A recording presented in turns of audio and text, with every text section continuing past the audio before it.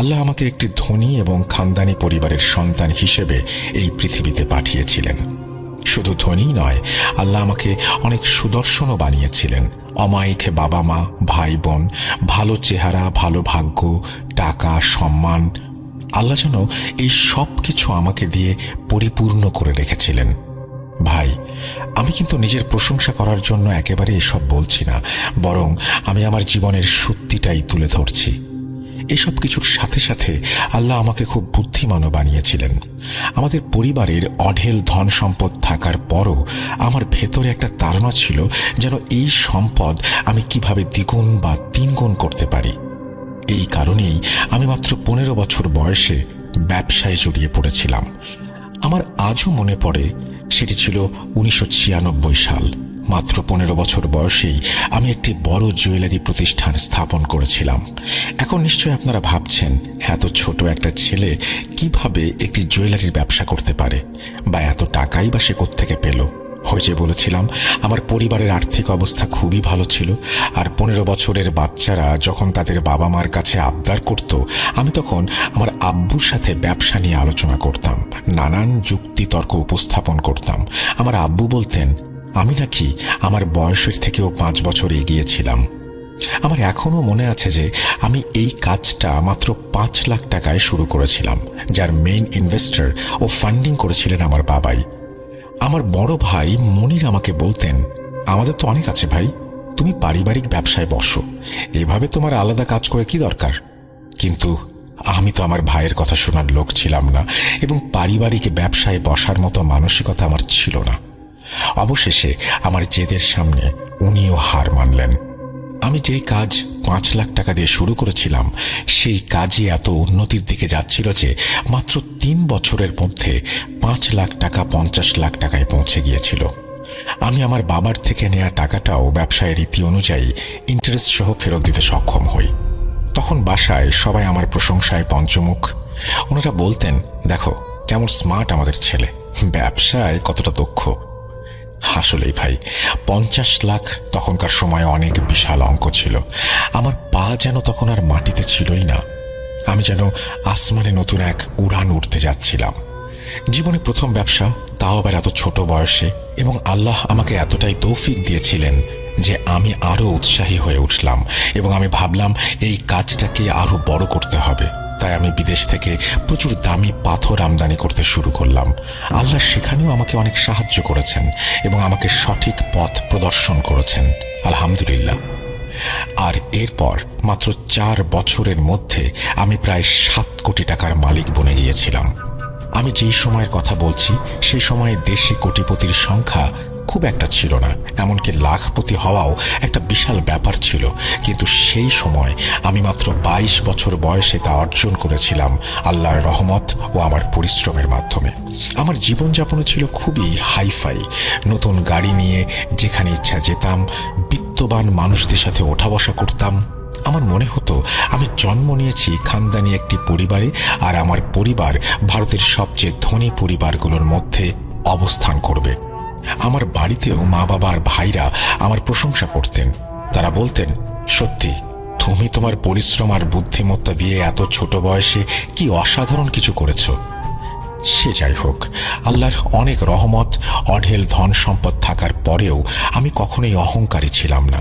আর আমার আশেপাশের মানুষরাও আমার এই সাদাসিধে স্বভাব দেখে মুগ্ধ হতো।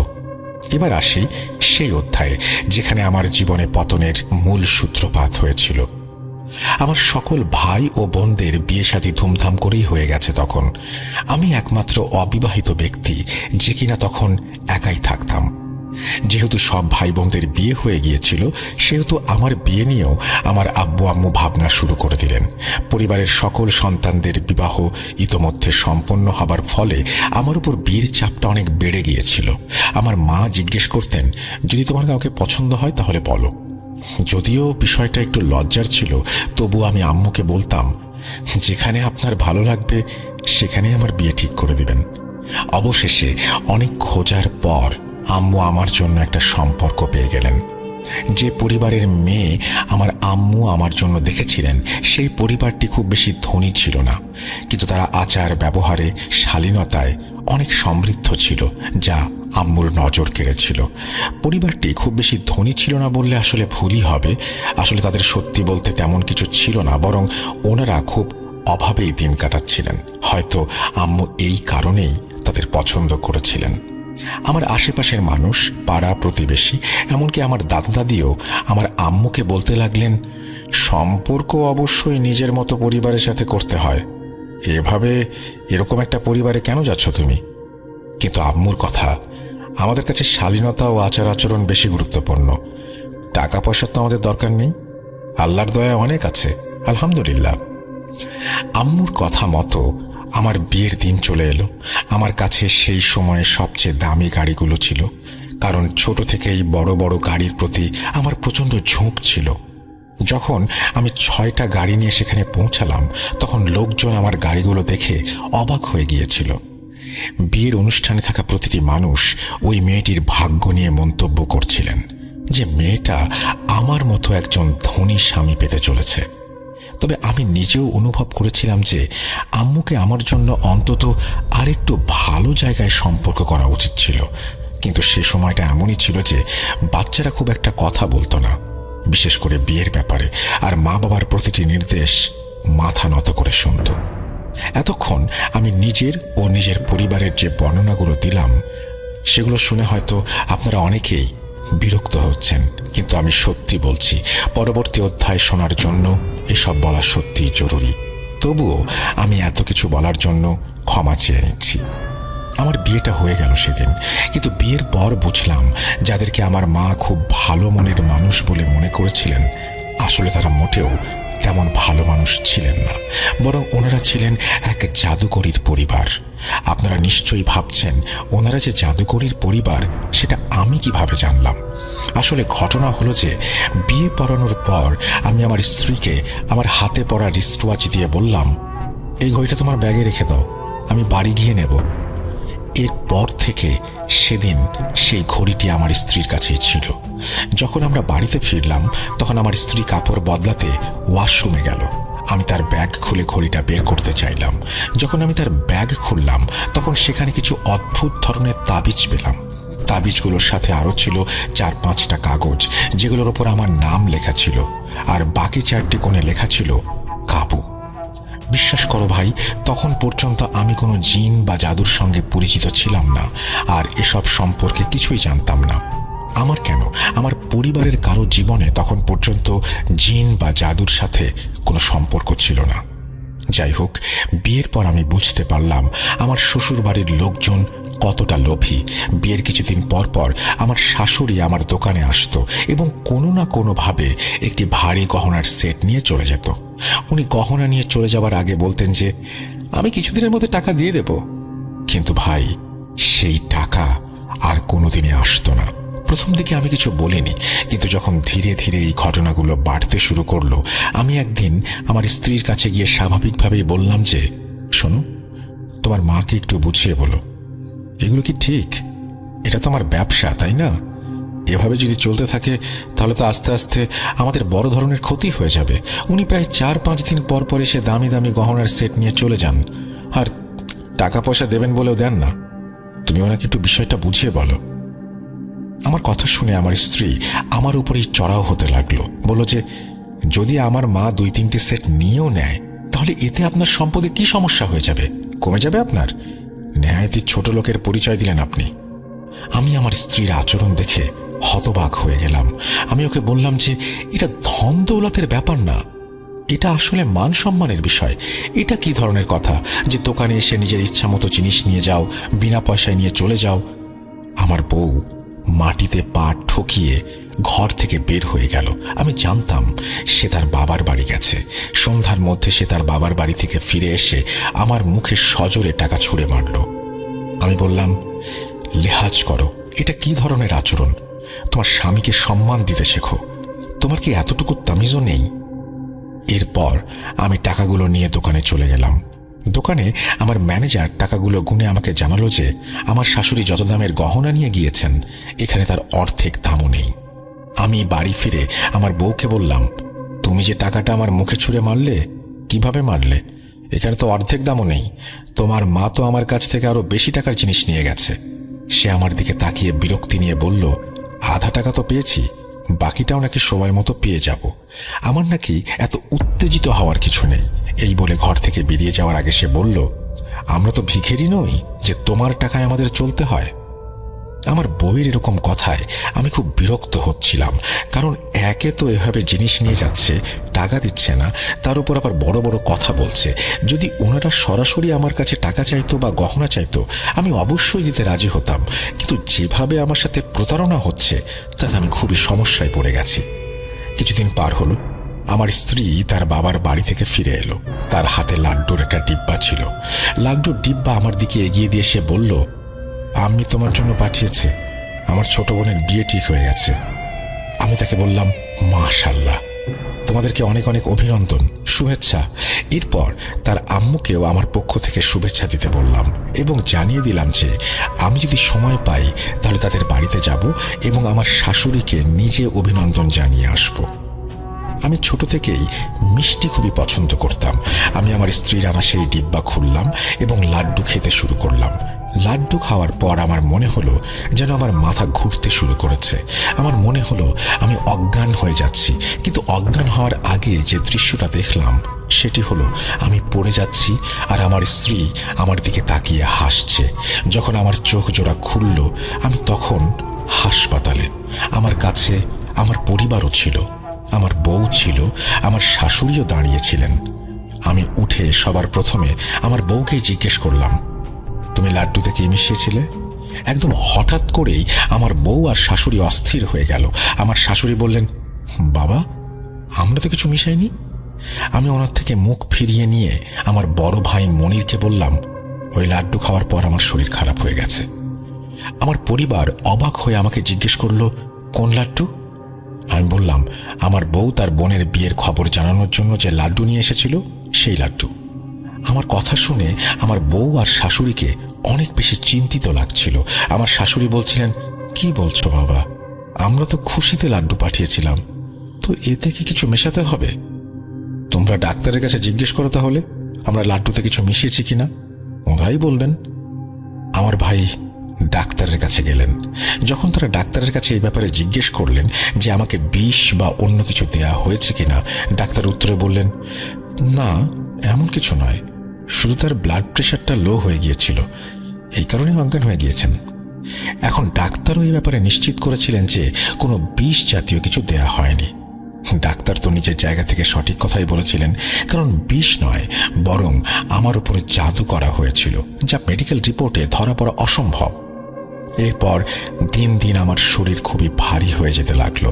আমি দোকানেও প্রতিদিন যেতে পারতাম না। আমার দোকানের ম্যানেজার প্রতিদিন এসে বলতো, ভাইজান, আপনার শাশুড়ি এসেছিলেন, দুটো সেট নিয়ে গেছেন।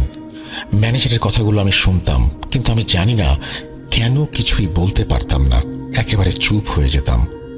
না স্ত্রীকে কিছু জিজ্ঞেস করতাম, না ম্যানেজারকে কিছু বলতাম, শুধু এটুকুই বলতাম, নিয়ে গেছে যাক, পরে আসলে আবার দিয়ে দিও। আমার মনে আছে ওই ম্যানেজার আমার দিকে অদ্ভুত চোখে তাকিয়ে দেখত আর মনে মনে বলতো, তোর মাথা ঠিক আছে তো ভাই, টাকা মনে হয় তোর কাছে ধরে। আমি প্রায়ই আমার শ্বশুর বাড়ি যেতাম, কিন্তু শ্বশুর বাড়িতে আমি কেন যেতাম সেটা আমি জানি না।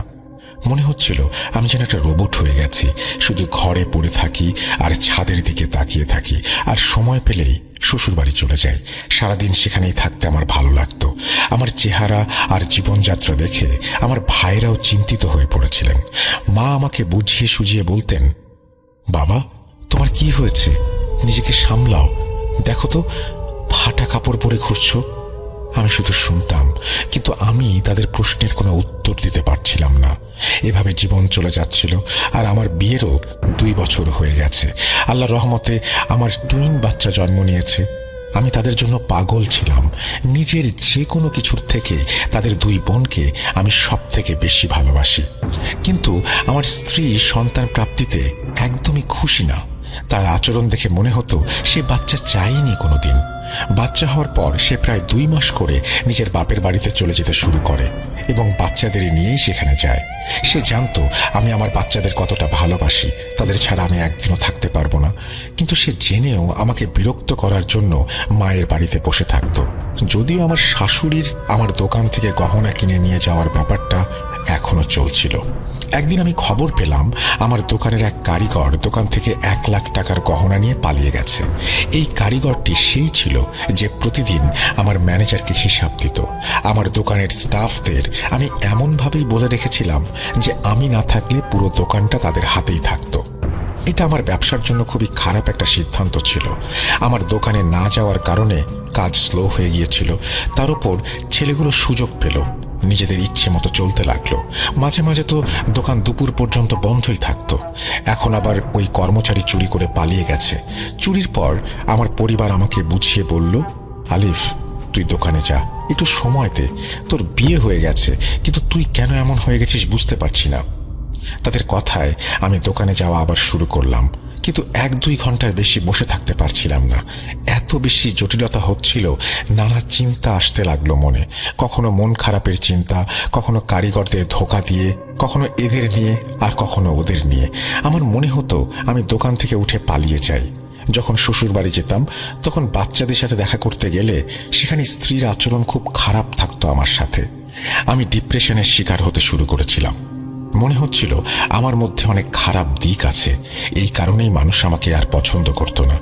আর ডিপ্রেশন দেখে আমার ভাই আমার বন্ধুদের আশ্রয় নিলেন। এমন খারাপ পরিস্থিতিতেও আমার স্বাভাবিক হবার একটু আশা ছিল, কারণ এখনো আমার পুরনো কিছু ভালো বন্ধু বান্ধব ছিল। একদিন এক ঘনিষ্ঠ বন্ধু আমাকে জোর করে বাড়ি থেকে টেনে নিয়ে গেল। সে আমাকে প্রথমে একটা পার্কে নিয়ে গেল। সেখানে আগে থেকেই আমার আরও কিছু পুরনো বন্ধুরা উপস্থিত ছিলেন। আমরা সবাই একে অপরের পাশে বসে পড়লাম। আমি তাদের সাথে বিয়ের পরে প্রথমবারের মতো দেখা করতে গিয়েছিলাম। তারা আমাকে জিজ্ঞেস করলো, তুই কোথায় চলে গিয়েছিলি রে ভাই? কিরে, তোর কি ভাবিকে বেশি পছন্দ হয়েছে যে বন্ধুদেরকেও ছেড়ে দিলি? আমি তাদের কোনো কথার উত্তর দিতে পারছিলাম না। যখন তারা আমার মৌনতা আর আমার চেহারার এমন অবস্থা দেখল, তখন তারা আমার জন্য চিন্তিত, উদ্গ্রীব হয়ে গেল এবং জিজ্ঞেস করতে লাগলো, তোর কি হয়েছে? তোর এই মলিন মুখ, পুরনো কাপড়, তোকে তো চেনাই যাচ্ছে না। আমি বিষয়টি এড়ানোর জন্য বললাম, দোস্ত, বিয়ের পর দায়িত্ব বেড়ে যায়, তারপর মানুষ নিজেকে সময় দিতে পারে কোথায়? এরপর আমি দেখলাম একদম হ্যান্ডসাম একটা ছেলে যে কোট প্যান্ট পরে এসেছে আমাদের সঙ্গে এসে বসে গেল। সে সবার সাথে মুসাফা করছে আর সবাই তার সঙ্গে এমনভাবে কথা বলছে যেন তারা তাকে ভালো করেই চেনে। তাকে দেখে আমার পুরনো দিনের কথা মনে পড়ে গেল। একসময় আমিও এমন সুন্দর পোশাকে বাইরে বের হতাম। তারপর আমার বন্ধু সেই ছেলের সঙ্গে আমার পরিচয় করিয়ে দিল। আমার বন্ধু আমাকে দেখিয়ে বলল, এ হলো আলিফ, যাকে নিয়ে প্রায় কথা হয়। তারপর সেই ব্যক্তির দিকে তাকিয়ে বলল, এটা মিরাজ সাহেব, ভাই ভাই সুগার মিলের মালিক। ইনি এখন আমাদের গ্রুপেরই সদস্য আর আমাদের খুব ভালো বন্ধু। আমি ওনার দিকে তাকিয়ে সালাম দিলাম। উনিও বসে বসে হাসতে হাসতে আমাকে সালাম দিলেন। আমিও হাসি দিয়ে উত্তর দিলাম। আমরা পরের 2 ঘন্টা সেখানে বসে গল্পগুজব করতে থাকলাম। কিন্তু এই 2 ঘন্টায় আমি বারবার অনুভব করছিলাম যে মিরাজ সাহেব আমার দিকে অপলক দৃষ্টিতে তাকিয়ে আছেন।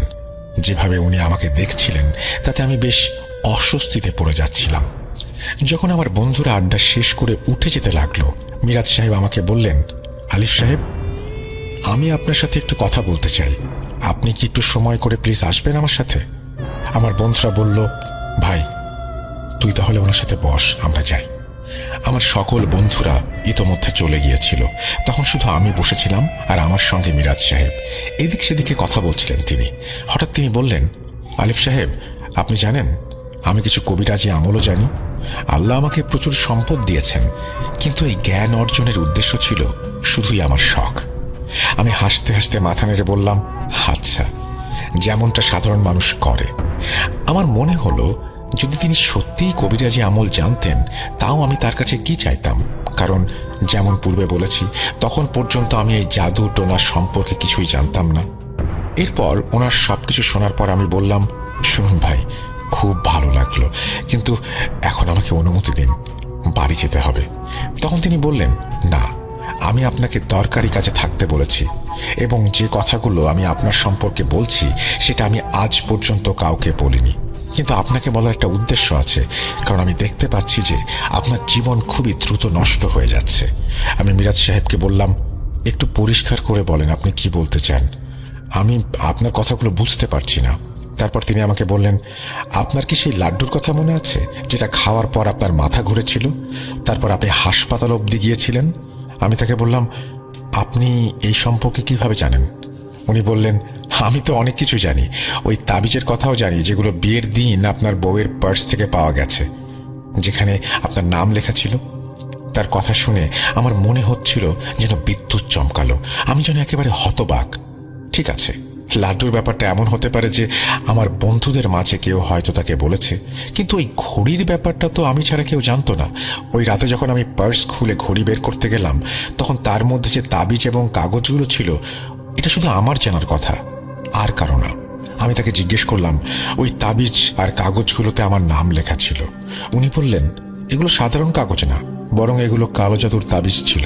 আমি জিজ্ঞেস করলাম, আমার উপর কালো জাদু কে করবে এবং এই কালো জাদু আসলে কি?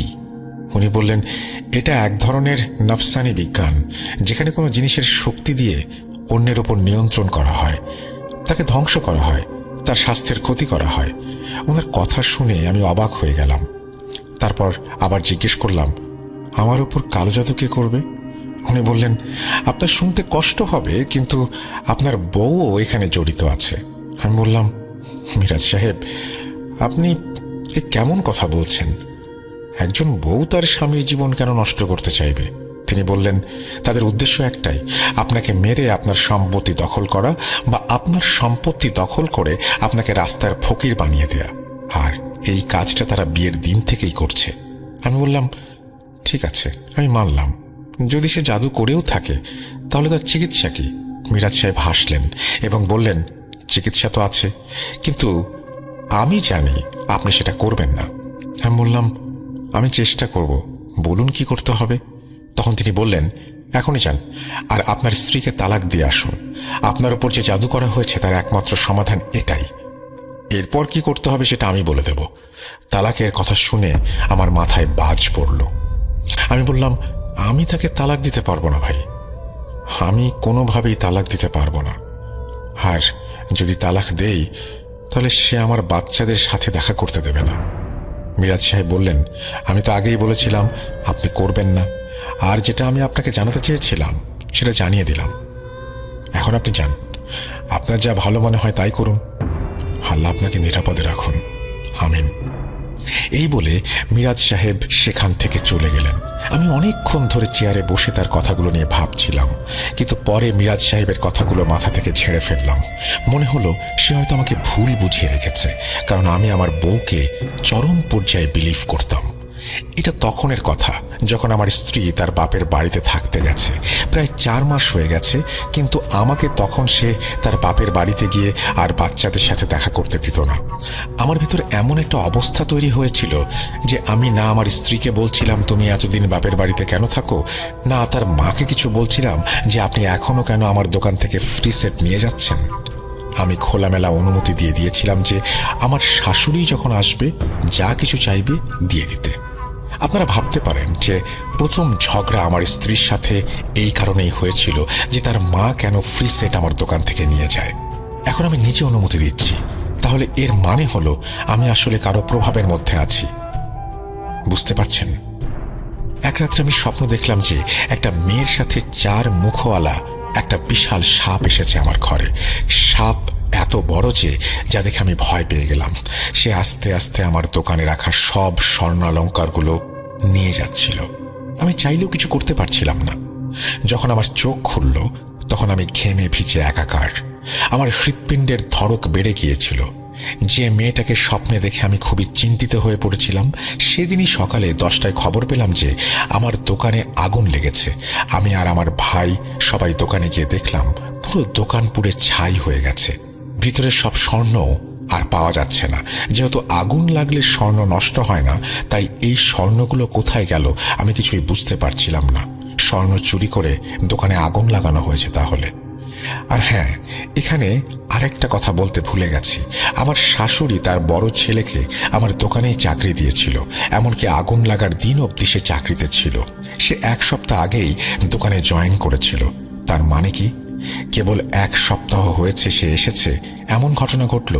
আমি দোকানের সব দায়িত্ব ওকে দিয়েছিলাম, কারণ সে আমার পরিচিত, আর সব থেকে বড় কথা সে আমার আত্মীয়। কমপক্ষে কর্মচারীদের একটা লাইনে রাখা যাবে তার মাধ্যমে, এই ভেবেই আমি তাকে চাকরিটা দিয়েছিলাম তার মায়ের কথা শুনে। কিন্তু সে যা করেছে সেটা কর্মচারীদেরও পেছনে ফেলে দিয়েছে। এরপর আমার ভাই মনির বলছেন, এই কাজে হয়তো তোমার বউয়ের ভাইয়ের হাত আছে, সব ওরই করা। কিন্তু আমি তাদের বলেছিলাম, ভাই যা হওয়ার হয়ে গেছে, টাকা কি জিনিস, আবার কামাই করে নেব। আমার ভাই আমার মুখের দিকে তাকিয়ে বলেছিলেন, এটা কি বলছিস, তোর কি মাথায় সমস্যা হয়েছে? এত কিছু হয়ে গেল, এখনো নিজের শাশুড়ি পরিবারকে কিছু বলছিস না কেন?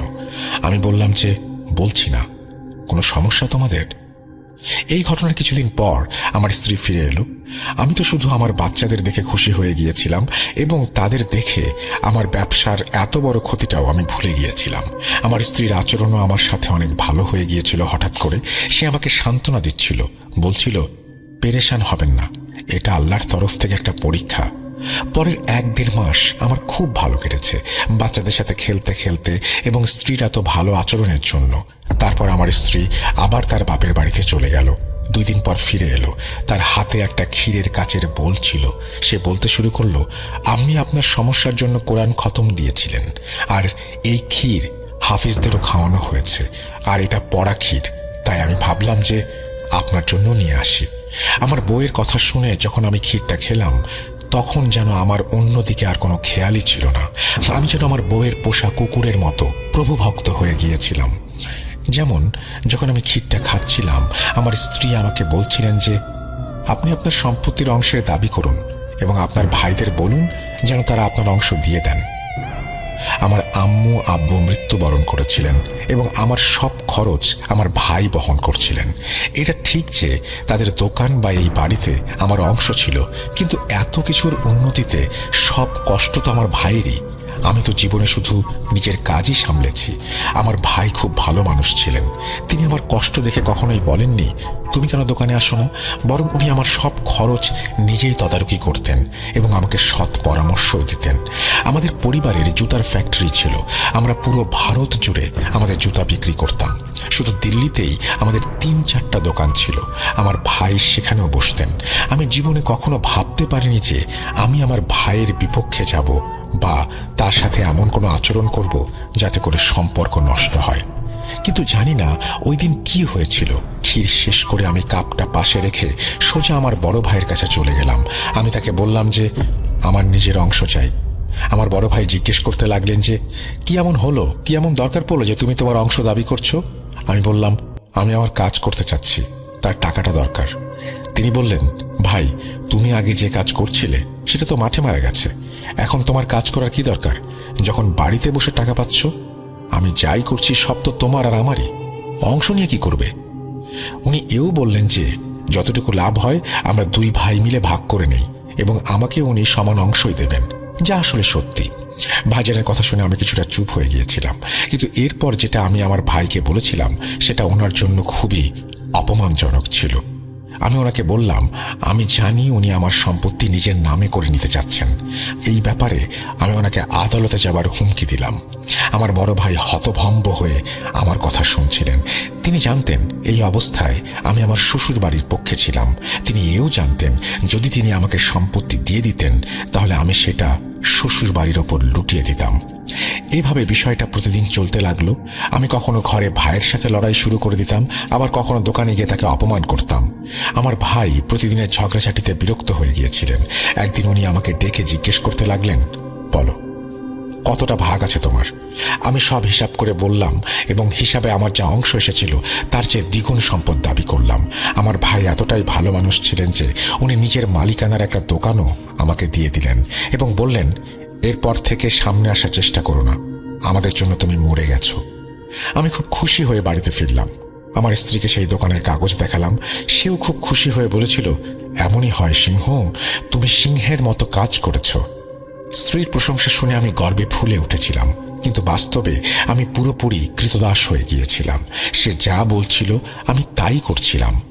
একদিন সে জিনিসপত্র প্যাক করতে করতে বলল, চলো তাহলে আম্মুর বাড়িতে যাই, আমরা আমাদের সম্পত্তি নিয়ে এসেছি, এখন তার সাথে থাকতে পারবো না।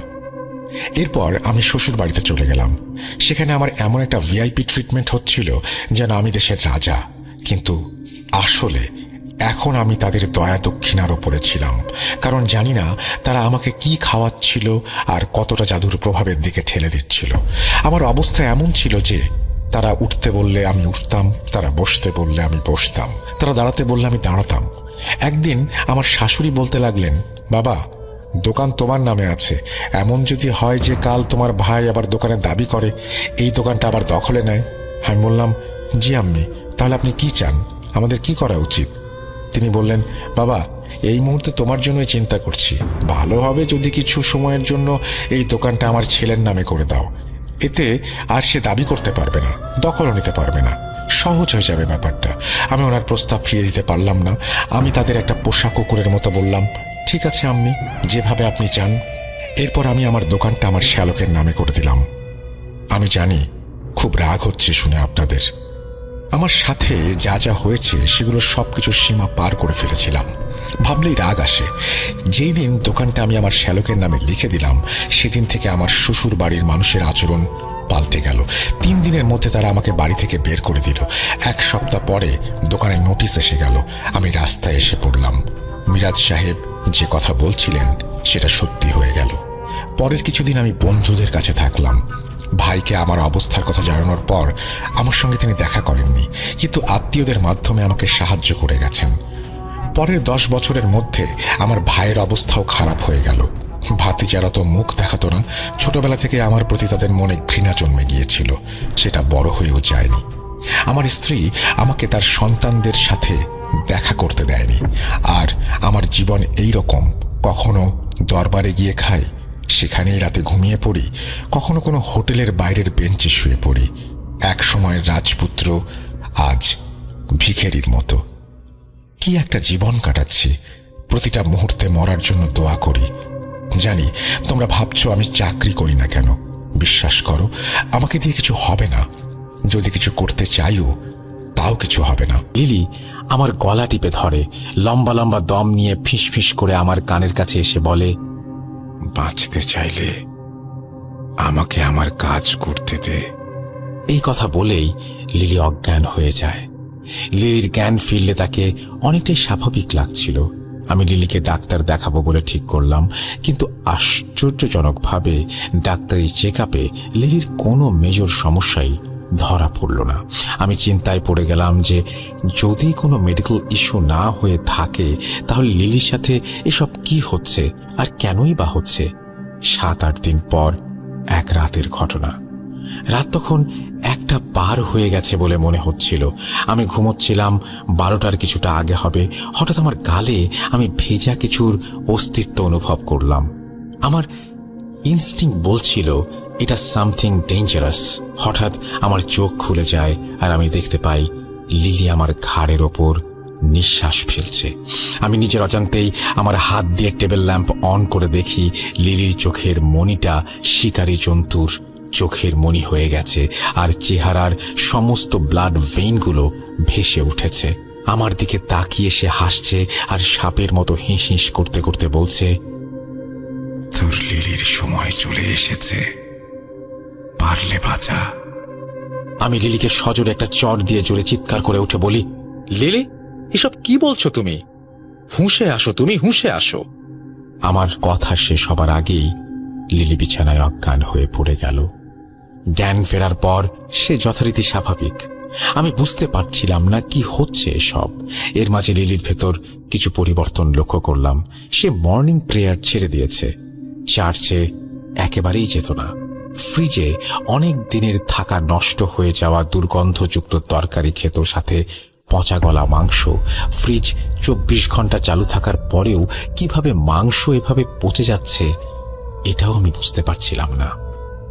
আস্তে আস্তে সে শুকিয়ে যাচ্ছিল আর পানি খাওয়া বন্ধ করে দিয়েছিল। একদিন বাথরুমে সে অজ্ঞান হয়ে পড়ে গেল। আমি ডাক্তারের কাছে নিয়ে যাই তাকে। ডাক্তার জানায় যে তার ম্যালনিউট্রিশন, ডিহাইড্রেশন ও ফুড পয়জনিং হয়েছে। লিলিকে হসপিটালে ভর্তি করি আমি। হসপিটালের বেডে আমি লিলির পাশে বসেছিলাম। লিলি আমার গলায় থাকা ক্রসটা ধরে টেনে নিয়ে বলল, টনি, আমাকে বাঁচাও, ওই শয়তানগুলো আমাকে ধরে ফেলেছে, মেরে ফেলবে আমাকেও, আমাকে বাঁচাও। এই বলে সে জ্ঞান হারায়। আমি নিজেও কিছুটা আন্দাজ করতে পারছিলাম যে এটা কোনো অপশক্তির কাজ। আমি চার্চে গিয়ে ফাদার আর্থারের সাথে এই বিষয়ে কথা বললাম। ফাদার আর্থার আমাকে বললেন 2 দিন পর উনি আমার বাসায় আসবেন। যদি এমন কোনো সমস্যা থাকে তবে সেগুলো রেকর্ড করবেন আর বিশপের পারমিশন নিয়ে এক্সরসিজম করবেন। 2 দিন পর আমি ডাক্তারের অনেক অজুহাত দেখিয়ে লিলিকে বাড়িতে নিয়ে আসি। সন্ধ্যাবেলা ফাদার আর্থার আর ওনার পার্টনার ফাদার রয় আসেন আমাদের বাসায়। ফাদাররা এসে লিলির পাশে বসে লিলিকে সবকিছু বলতে বলেন। এরপরের ঘটনা লিলির ভাষাতেই শোনা যাক। বলছেন লিলি ওফেলিয়া। এই সমস্যাটা প্রায় মাসখানেক আগে শুরু হয়। আমি সেদিন ইভিনিং প্রেয়ারের জন্য বসেছিলাম। হঠাৎ প্রেয়ার রুমে খট করে একটা আওয়াজ হয়। আমি চোখ খুলে আশেপাশে দেখি, হঠাৎ দেয়ালে লাগানো বড় ক্রসটার দিকে আমার চোখ চলে যায়। আর আমি দেখি ক্রসটা মাটিতে পড়ে গেছে। আমি ভাবলাম বাতাসের কারণে এমন হতেই পারে। আমি ক্রসটা ঠিক করে সেটা আগের মতো অবস্থায় রেখে দেই। আমি পেছনে ফিরতেই আবার সেই খট করে আওয়াজটা কানে আসে, আর পেছনে ফিরে দেখি সেই ক্রসটা আবারও মেঝেতে পড়ে গেছে। আমি আবার ভয় পেয়ে যাই। এরপর আমি আবার ক্রসটাকে দেয়ালে লাগিয়ে দিই। আবার একটা খট করে আওয়াজ। আমি দেখি দেয়ালে ক্রসটা উল্টো হয়ে গেছে। আমি হাত জোর করে বসে পড়ি মেঝেতে, ঈশ্বরের সঙ্গ কামনা করতে থাকি। হঠাৎ পেছন থেকে কেউ একজন কর্কশ গলায় বলে ওঠে, ঈশ্বরের স্থান শুধু মূর্তি আর ছবিতেই।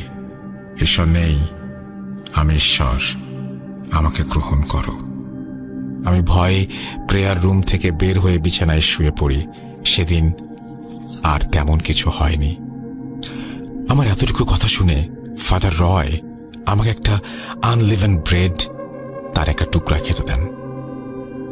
প্রিয় লিসেনার্স, আমি সাবিত এখানে আপনাদের একটা বিষয় জানাতে চাই। আনলিভেন ব্রেড আসলে কি? আনলিভেন ব্রেড হচ্ছে ইস্ট ছাড়া তৈরি একটি ক্রাঞ্চি গোল ব্রেড। খ্রিস্টান ধর্মমতে যিশুকে ক্রুশবিদ্ধ করার আগের রাতে তিনি তার প্রেরিতদের সাথে একটি মিল অর্থাৎ খাবার ভাগ করে নিয়েছিলেন এবং আসন্ন স্যাক্রিফাইস সম্পর্কে একটি বার্তা প্রদানের জন্য এই ইস্ট ছাড়া রুটি ব্যবহার করেছিলেন। তিনি রুটিটি ভেঙে শিশুদের দিয়েছিলেন এবং তাদের পরিত্রাণের জন্য এটি তার দেহের প্রতিনিধি মনে করে খেতে বলেছিলেন। কিছু চার্চ বিশ্বাস করে যে রুটিটি যিশুর দেহের প্রতিনিধি অর্থাৎ পবিত্র। কোনো মানুষ পজেসড হলে এই রুটির মাধ্যমে তার পজেশন আইডেন্টিফাই করা যায়। চলুন লিলি ওফেলিয়ার ভাষায় ফেরা যাক। আমি ফাদারদের বলি মাসখানেক সময়ে যদি টনি বাসায় থাকতো না, তখন আমি বিছানায় বা সোফায় যেখানেই বসি সেগুলো কেঁপে উঠত। বিছানা আমাকে টেনে ধরে রাখত। আমি টনিকে আগেই জানাতে চেয়েছিলাম, কিন্তু শয়তান কণ্ঠে কেউ আমাকে বলতো যদি টনিকে জানাই তো ওরা টনিকে মেরে ফেলবে। কিন্তু আর কষ্ট সহ্য করতে না পেরে আমি টনিকে সব বলে দেই। আমি ধাপে ধাপে 3টি স্বপ্ন দেখতাম সব সময়। স্বপ্নগুলি আমি ধাপে ধাপে বলছি। প্রথম স্বপ্ন, আমি দেখতাম যে আমি একটি ধোঁয়াময় জায়গায় দাঁড়িয়ে আছি আর আমার চারপাশে সাপের মতো হিঁস হিঁস শব্দ। নরকের মতো অসহ্য যন্ত্রণায় আমার শরীর জ্বালাপোড়া করছিল। এর মাঝে আবছা একটা অবয়ব আমি দেখতে পাই। দ্বিতীয় স্বপ্ন, আমি আবার সেই ধোঁয়াময় জায়গা দেখতাম যেখানে আমি কষ্ট পাচ্ছিলাম।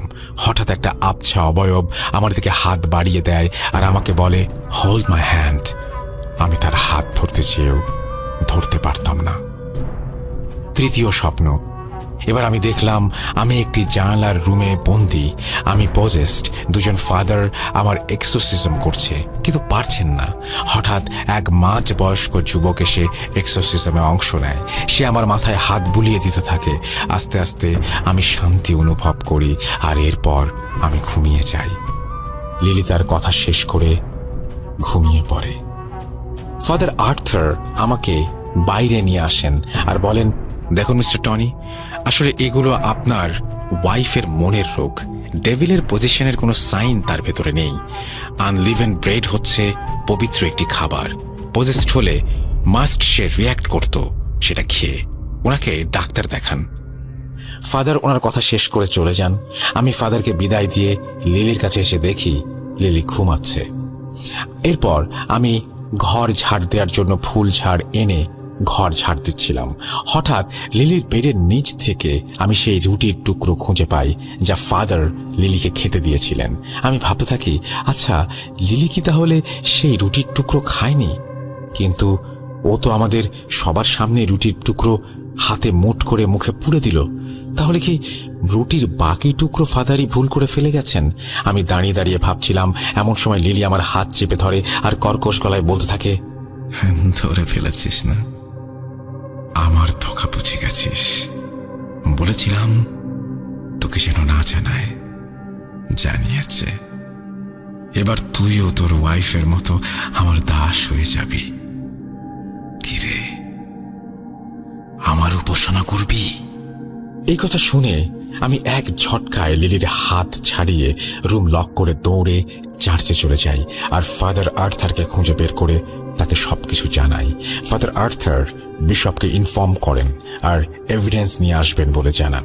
আমি ফাদার আর্থার আর ফাদার রয় তিনজন মিলে রাতের বেলা বাড়ি ফিরে আসি। লিলির ঘরের দরজা খুলতেই আমরা দেখি লিলির রুমের এক কোনায় বসে খুব তীক্ষ্ণ গলায় গানের সুরে গুনগুন করছিল, God is sleeping. I am here. I am singing. And God is not there. আমি আর ফাদার রয় দুজন মিলে তাকে ধরে নিয়ে আসতে পারছিলাম না। আনবিলিভেবল হিউম্যান স্ট্রেংথ ছিল তার শরীরে। অনেক কষ্ট করে তাকে আমরা সেই জায়গা থেকে সরাতে পারিনি। ফাদার আর্থার তখনও ভিডিও রেকর্ডিং করছিলেন। উনি লিলিকে জিজ্ঞেস করেন কে সে আর কেন এসেছে। লিলি কর্কশ গলায় ফাদারকে প্রচুর গালাগাল করেন আর চলে যেতে বলেন। এরপর আমরা তিনজন রুম থেকে বেরিয়ে আসি। ফাদার আর্থার বলেন, টনি সাহেব, লিলি পজেসড। যত জলদি সম্ভব এক্সরসিজম করতে হবে। আমি চার্চে যাচ্ছি। বিশপের অ্যাপ্রুভাল নিয়ে চার্চের মেডিকেল অ্যাসিস্ট্যান্ট সাথে এনে আমি আর ফাদার রয় আগামীকাল সন্ধ্যায় লিলির এক্সরসিজম করব। God bless you my child. এই বলে ফাদার বুকে ক্রস এঁকে চলে যান। সেদিন সারা রাত আমি প্রেয়ার রুমে কাটিয়ে দেই। একবারও লিলির ঘরে যাইনি। সারা রাত লিলির রুম থেকে অমানবিক আত্মচিৎকার ভেসে আসছিল। কখনো সে বলছিল, আমার ওকে চাই, ও আমার জীবনদাতা, আমি বাঁচতে চাই, আরও মানুষের ভেতরে নিজেকে লুকিয়ে রাখতে চাই। কেউ চেনে না আমাকে, কেউ না। সকালবেলা লিলির রুমের দরজা খুলে দেখি সে বিছানায় শুয়ে ঘুমোচ্ছে। বমি করে নিজের জামা কাপড় নষ্ট করে ফেলেছে। আমি রুম পরিষ্কার করে লিলিকে নতুন জামা কাপড় পরিয়ে তৈরি করে রাখি। সময় যেন আর কাটে না। এদিকে আমার বাসায় জিন্দা লাশ লিলি, কোনো শব্দ করছে না, শ্বাস নিচ্ছে না আর ঘুমোচ্ছে। অবশেষে সন্ধ্যায় কলিং বেলের আওয়াজে আমার শরীরে প্রণোদয় হয়। দরজা খুলে ফাদার আর্থার আর ফাদার রয়কে গ্রিট করে ভেতরে নিয়ে আসি আমি। ফাদার আর্থার আর ফাদার রয় মিলে লিলির ওপর 4টি এক্সোসিজম পারফর্ম করেন। স্বচক্ষে দেখা সেই 4টি এক্সোসিজম আমি ধাপে ধাপে বলছি। প্রথম এক্সোসিজম, ফাদার আর্থার ও ফাদার রয় ওনাদের সাথে একজন মেডিকেল অ্যাসিস্ট্যান্ট নিয়ে আসেন আর লিলির ঘরে প্রবেশ করেন। ঘুমন্ত লিলিকে মেডিকেল অ্যাসিস্ট্যান্ট দিয়ে একটি ইঞ্জেকশন দিয়ে দেন আর লিলির হাত পা বিছানার সাথে বেঁধে ফেলেন। Father Arthur owner recording device on করেন আর সামনে এসে বলেন, case file 1 to 9, Day 1, Mrs Lilian Ophelia, nickname lily, female, position confirmed by church, bishop কর্তৃক exorcism অনুমোদিত। Lily repeatedly showed a lot of symptoms of being possessed, including showing fit of anger over food that had been blessed by church and then trying to harm surrounding people, a lot of nightmares, long break from church and praying to God, multiple voice extraction, and hissing like a snake or a cat. I, Father Arthur, assisted by Father Roy, are ready to perform the exorcism of Lily Ophelia in an observation of medical assistance provided by the church. May God be with us. Amen. এরপর father Arthur তার সাথে আনা bag থেকে mobile, হলি water, হলি jail বের করে বেগুনি কালারের একটি ক্রস আঁকা শাল নিজের গলায় জড়িয়ে শুরু করলেন লিলির প্রথম এক্সরসিজম। ফাদার আর্থার লিলির কপালে হলি জেল দিয়ে ক্রস আঁকলেন আর লিলির ওপরে হলি ওয়াটার দিয়ে ক্রস আঁকলেন। এরপর উনি বললেন, লিলিয়ান, মাই চাইল্ড, আমি জানি ডিপ ডাউন তুমি আমাকে শুনতে পাচ্ছ। গড আমাদের সাথে আছেন। তুমি এই শয়তানকে হারাতে আমাদের সাহায্য করো। এরপর ফাদার আর্থার আর ফাদার রয় বাইবেল হাতে নিয়ে in the name of father, the god and the Holi spirit বলে বাইবেলের ভার্স পড়া শুরু করলেন। 2-3 মিনিট বাইবেল পড়ার পর লিলি নড়ে চড়ে উঠল আর ফাদারকে দেখে জন্তু জানোয়ারের মতো গ্রল করতে শুরু করল। ফাদার লিলিকে উদ্দেশ্য করে বললেন যে লিলির ভেতর থাকা শয়তান যে নিজেকে অন্ধকারে লুকিয়ে রেখে মানবজাতির অনিষ্ট করে সে যেন সামনে আসে আর নিজেকে আইডেন্টিফাই করে। লিলি তার হাত পায়ের বাঁধন খোলার চেষ্টা করছিল আর লিলির নিচে থাকা বিছানাটি যেন কাঁপছিল। ফাদার আর্থার ব্যাগ থেকে পাথরের গুঁড়ো বের করে বিছানার চারপাশ ঘেরাও করে দিলেন। হঠাৎ লিলি একদম চুপ হয়ে গেল। কিছুক্ষণ পর ফাদার রয় সাথে আনা একটি ঘন্টা বাজালেন আর লিলি কর্কশ আওয়াজে ফাদার বলে চুপ হয়ে গেল। ফাদার লিলিকে জিজ্ঞেস করলেন সে কে আর কেন এসেছে। লিলি ফাদারকেই ফাদারের জীবন কাহিনী বলল। ফাদার বললেন এসব বলে ওনাকে ভয় দেখিয়ে কোনো লাভ নেই। এরপর লিলি ফাদার রয়ের দিকে তাকিয়ে বলল, আমার পুরুষ শরীর প্রয়োজন। আমি জানি তুই শয়তানকে বিশ্বাস করিস। তোর মা বাবা বাঁচতে পারত কিন্তু গড তাকে বাঁচায়নি। গড নেই, শয়তানের কাছে আয়, তোর মা বাবাকে তুই আবার ফিরে পাবি। ফাদার রয় এসব শুনে ভয়ে মুষড়ে পড়ছিলেন আর ওনার হাত থেকে বাইবেল পড়ে যায়। ফাদার আর্থার তখন ফাদার রয়কে জোর করে একটি ধমক দেন আর বলেন শয়তানের কথায় কান না দিতে। কিছুক্ষণ পর লিলি এত জোরে চিৎকার করতে শুরু করে যে ফাদার আর্থার নিজেও বাইবেল বিছানায় ফেলে কানে হাত দিয়ে ফেলেন।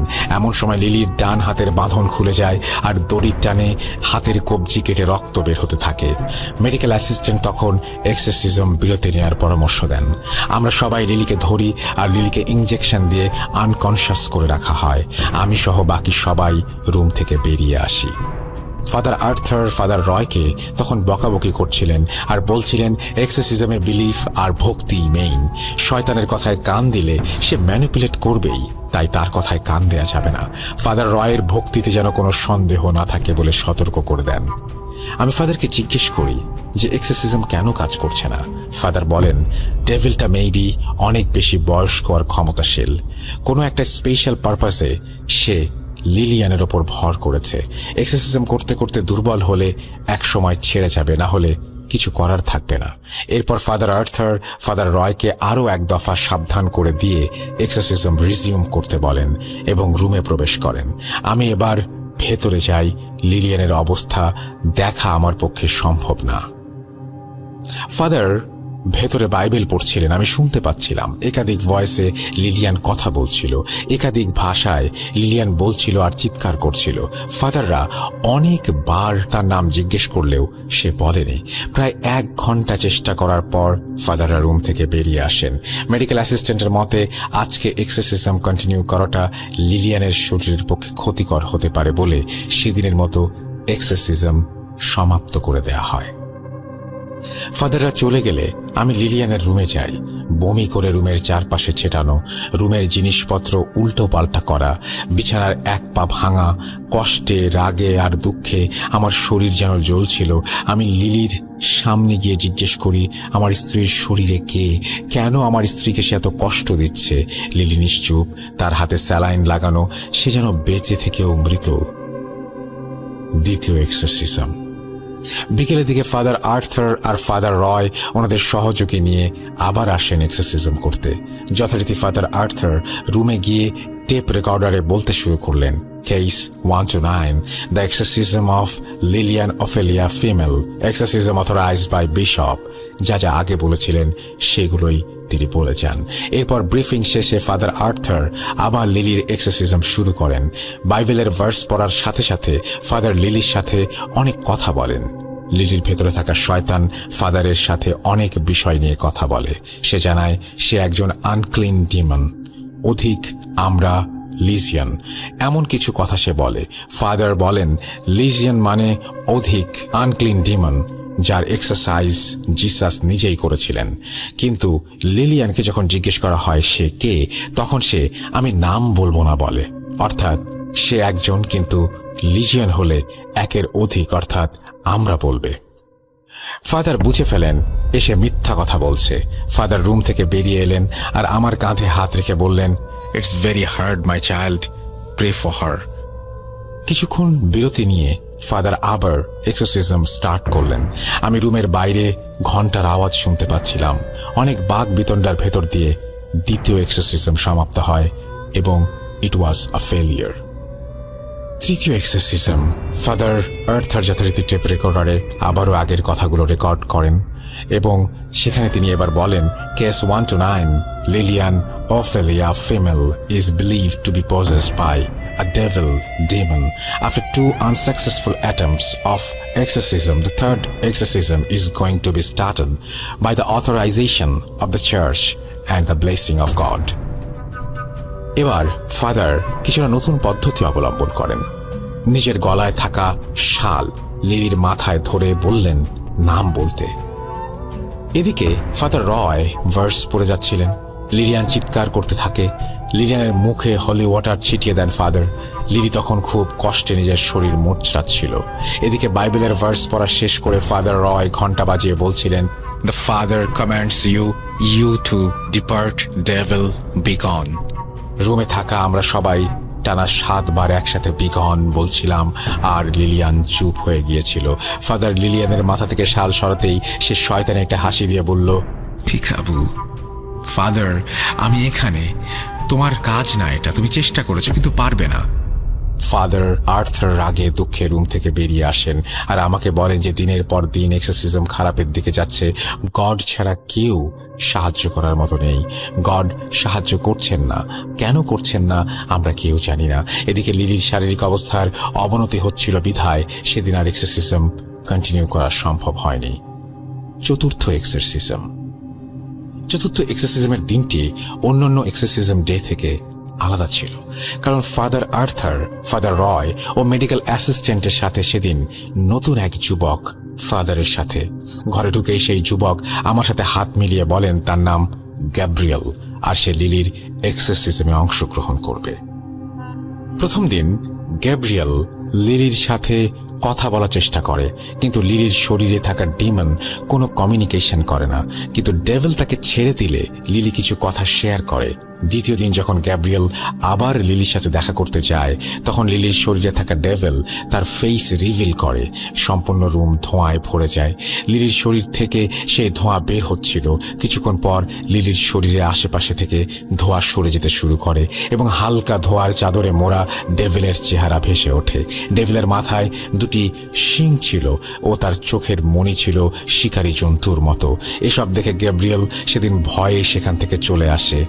তৃতীয় দিন লিলির বাসায় যাওয়ার আগে ফাদার আর্থার গ্যাব্রিয়েলকে এক্সরসিজম করার নিয়মকানুন বুঝিয়ে দেন। তৃতীয় দিন অর্থাৎ গ্যাব্রিয়েলের প্রথম এক্সরসিজম এবং লিলির ওপর করা চতুর্থ এক্সরসিজম করার সময় ডেভিল তাকে তার বাবার সম্পর্কে এমন কিছু কথা বলে আর তার চোখের দিকে তাকিয়ে এমন কিছু দৃশ্য তাকে দেখায় যা গ্যাব্রিয়েল ভয়ে পালিয়ে যায় সেখান থেকে। এরপর ফাদার আর্থার তাকে চার্চে বসিয়ে বলেন, গ্যাব্রিয়েল, ডেভিল আমাদেরকে নানাভাবে ধোঁকা দেওয়ার চেষ্টা করছে। তার ধোঁকার জালে আটকে যেও না। তুমি গডের নামে তোমার কাজ করে যাও, গড তোমাকে সফলতা দান করবেন। আমেন। Final exorcism. চতুর্থ এক্সরসিজম ফেইল করার পরে ফাদার আর্থার গ্যাব্রিয়েলকে পঞ্চম এক্সরসিজমের জন্য তৈরি করতে থাকেন।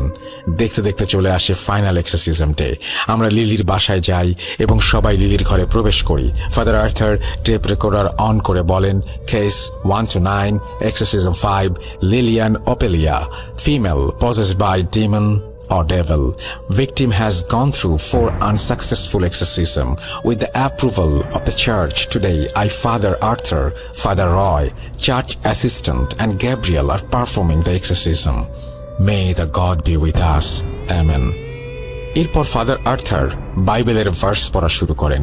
গ্যাব্রিয়েলকে দেখে লিলিয়ান কেন যেন বেশ খুশি হয়েছিল। বাইবেলের ভার্স আওড়ানোর সাথে সাথে লিলিয়ানের ভায়োলেন্স যেন বেড়েই চলছিল। হঠাৎ এক পর্যায়ে লিলি গ্যাব্রিয়েলকে তার কাছে ডাকে আর বলে, কিরে, এত দেরি করলি কেন আসতে? আমার উপাসনা করবি? গ্যাব্রিয়েল তাকে তার নাম জিজ্ঞেস করলে সে একবার এক এক নাম বলে সবাইকে বিভ্রান্ত করে। আমরা সবাই বুঝি ডেভিল তার চিরচেনা মিথ্যা রূপে এই কথা বলছে।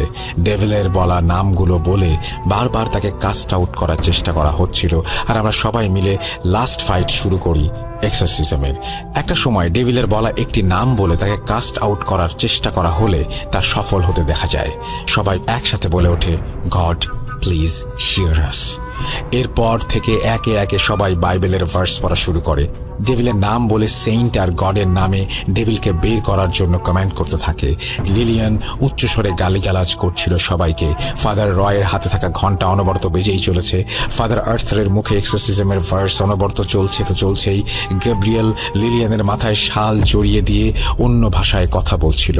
একটু পর সকলেই বলছিল, বি গন। আস্তে আস্তে লিলির শরীরে লাগানো স্যালাইনের বোতলে রক্ত উঠে আসে। মেডিকেল অ্যাসিস্ট্যান্টের বারণ সত্ত্বেও এক্সরসিজম চলমান অবস্থায় থাকে। অনবরত বমি করতে থাকে। লিলি আস্তে আস্তে নিস্তেজ হয়ে যাচ্ছিল। তখন ঘন্টার আওয়াজের সাথে সাথে আমরা সকলেই একসাথে বলে উঠলাম, the power of Christ commands you, be gone devil, be gone. আস্তে আস্তে লিলি একেবারে নিস্তেজ হয়ে গেল। আস্তে আস্তে স্যালাইন থেকে রক্ত নেমে যাচ্ছিল, আর ফাইনালি আমার স্ত্রী লিলিয়ানের জ্ঞান ফিরল। লিলিয়ানকে আনলিভেন ব্রেড খাইয়ে এক্সামিন করা হলো যে সে সুস্থ হয়েছে কিনা। ঈশ্বরের কৃপায় লিলিয়ান সুস্থ হয়ে যায়। ফাদার আর্থার, রয় আর গ্যাব্রিয়েলের কাছে আমি চিরকৃতজ্ঞ থাকব। লাস্ট ও ফাইনাল এক্সারসিজমে অবশেষে লিলি সুস্থ হয়। এখন আসি গ্যাব্রিয়েলের কথায়। গ্যাব্রিয়েল আসলে কে? কেনই বা সে লিলির এক্সারসিজম করতে এসেছিল? প্রিয় লিসেনার্স, গ্যাব্রিয়েল এই ঘটনার একজন খুব গুরুত্বপূর্ণ ক্যারেক্টার, আর তার সম্পর্কে আপনারা আর কিছুক্ষণের মধ্যেই জানতে পারবেন। এক্সরসিজমের পর লিলির শারীরিক অবস্থা এতই খারাপ ছিল যে ডাক্তার তাকে বেড রেস্ট দিয়েছিল মিনিমাম 3 মাসের। আস্তে আস্তে লিলি সুস্থ হতে থাকে। লিলি সুস্থ হবার পর টনি, গ্যাব্রিয়েল আর ফাদার আর্থারের সাথে দেখা করার চিন্তা করে, তাদেরকে পুনরায় ধন্যবাদ জানানোর জন্য। ইচ্ছা অনুযায়ী সে চার্চে গিয়ে তাদের অনুসন্ধান করতে থাকে। কিন্তু টনি কি খুঁজে পেয়েছিল তাদের? কি মনে হয় প্রিয় লিসেনার্স? টনির খোঁজ চলতে থাকুক। চলুন এবারে একটু অন্যদিকে মোড় নেওয়া যাক।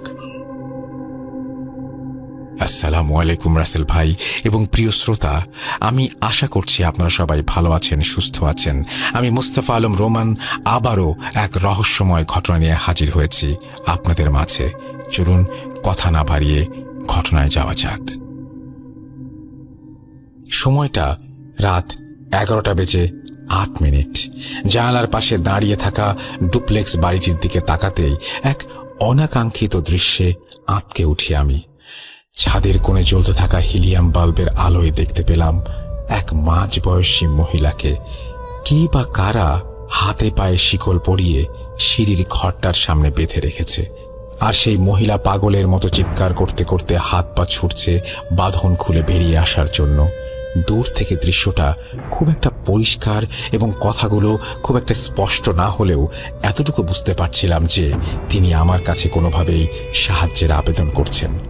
তবে অদ্ভুত বিষয়টি হলো, মহিলাটি যখন চিৎকার করছিলেন তখন তার কণ্ঠস্বর মাঝে মাঝে কর্কশ পুরুষের ন্যায় শোনাচ্ছিল। কিছুক্ষণ ওই মহিলার দিকে তাকিয়ে থাকার পর এমন এক অদ্ভুত দৃশ্যের সম্মুখীন হলাম যেটা আমাকে ভয়ে চোখ বন্ধ করতে বাধ্য করেছিল। দেখলাম সেই মহিলা প্রচণ্ড জোরে আত্মচিৎকার দিতে দিতে হাত পায়ের শিকল বাঁধা অবস্থায় শূন্যে ভেসে উঠছেন, আর তার পেছন থেকে মাকড়সার মতো দেখতে বিশাল আকৃতির কালো ছায়া ধীরে ধীরে দৃশ্যমান হচ্ছে। এরপর আমার কিছু মনে নেই। চোখ খুলে আমি নিজেকে নিজের বিছানায় আবিষ্কার করি। বাঁ পাশ ফিরে দেয়াল ঘড়ির দিকে তাকাতেই দেখি সময়টা রাত 11:11। ঠিক 3 মিনিট আগে ঘটে যাওয়া সেই অনাকাঙ্ক্ষিত ঘটনার কথা মনে পড়তেই আমি একরকম লাফ দিয়ে বিছানা ছেড়ে উঠে জানালার পাশে দাঁড়িয়ে পড়ি, কিন্তু সবকিছুই যেন নিস্তব্ধতার বেড়াজালে আটকে পড়েছে। না, বাস্তবতার মুখোমুখি হয়ে এবার ভয় পাইনি। অনেকক্ষণ জানালার পাশে দাঁড়িয়ে থেকেও আমি কাউকে দেখতে পাইনি। সিঁড়িঘরের হিলিয়াম বাল্বটাও তখন আর জ্বলছিল না। কিছু আন্দাজ করতে পারছেন? ওই মুহূর্তে বোধহয় আমিও ঠিকঠাকভাবে কোনো কিছুর আন্দাজ করতে পারছিলাম না, কিন্তু খানিক পরেই বুঝলাম এতক্ষণ চোখের সামনে যা যা ঘটেছে দেখেছি তার কোনোটাই বাস্তব নয়, সবটাই ঘটেছে আমার স্বপ্নে। স্বপ্নের দৃশ্যপটটা আমার কাছে এতটাই পরিষ্কার ছিল যে বাস্তবতার সাথে স্বপ্নকে গুলিয়ে ফেলেছিলাম। যাই হোক, টাইম অফ কোইন্সিডেন্সের দুঃস্বপ্ন ভেবেই রাতটা কেটে যায়। তবে একটা নেহাত দুঃস্বপ্ন হয়ে যদি আমার জীবনে সেটা থেকে যেত, তাহলে হয়তো আজ আপনাদের সামনে আমাকে হাজির হতে হতো না। মূল ঘটনা শুরুর আগে নিজের পরিচয়টা জানিয়ে দেওয়া উচিত। হ্যালো, আমি গ্যাব্রিয়েল। আমার জন্ম কানাডার কিউবেক শহরে। 25 বছরের এই জীবনে নিজের বলতে তেমন কেউ কিছুই আমার নেই। জন্মের সময় মা আর কিশোর বয়সে বাবাকে হারিয়েও আজও বেঁচে আছে। এতেই সৃষ্টিকর্তার প্রতি আমি কৃতজ্ঞ। নিজের পরিচয় বলতে যারাই আমাকে চেনেন তারাই আমাকে ফাদার মার্কাসের ভাতিজা হিসেবেই চেনেন, যে কিনা মৃত্যুর আগ মুহূর্ত পর্যন্ত অসহায় মানুষের সেবায় নিয়োজিত ছিলেন। তবে মানব সেবায় নিজেকে উৎসর্গ করেও কিছু পাপের ভাগিদার হতে হয়েছিল বলেই হয়তো আজ আমাকেও সেগুলো ভুক্তভোগী হতে হচ্ছে। যাক, সেসব কথায় না হয় একটু পরে আসা যাবে। এবার একটু মূল ঘটনার দিকে অগ্রসর হই। প্রথম দিনের স্বপ্নটা আমাকে দুদণ্ড ভাবালেও পরদিন সকালে একটা দুঃস্বপ্ন ছাড়া আর কিছুই মনে হয়নি। কিন্তু ওই রাতে আমার জন্য আরও কিছু অনাকাঙ্ক্ষিত ঘটনা অপেক্ষা করছিল। আমি কল্পনাতেও সেটা ভাবতে পারিনি। ওই দিন কাজের চাপটা একটু বেশি হওয়ায় বাড়ি ফিরতে রাত হয়ে যায়। বেশ ক্লান্ত ছিলাম, বিধায় ডিনার শেষ করেই শুয়ে পড়ি। এরপর হঠাৎ আমার ঘুমটা ভেঙে যায়। ঘড়িতে সময় রাত 11:08। আমি যেন নিজের অজান্তেই বিছানা থেকে উঠে জানালার পাশে গিয়ে দাঁড়িয়ে পড়লাম।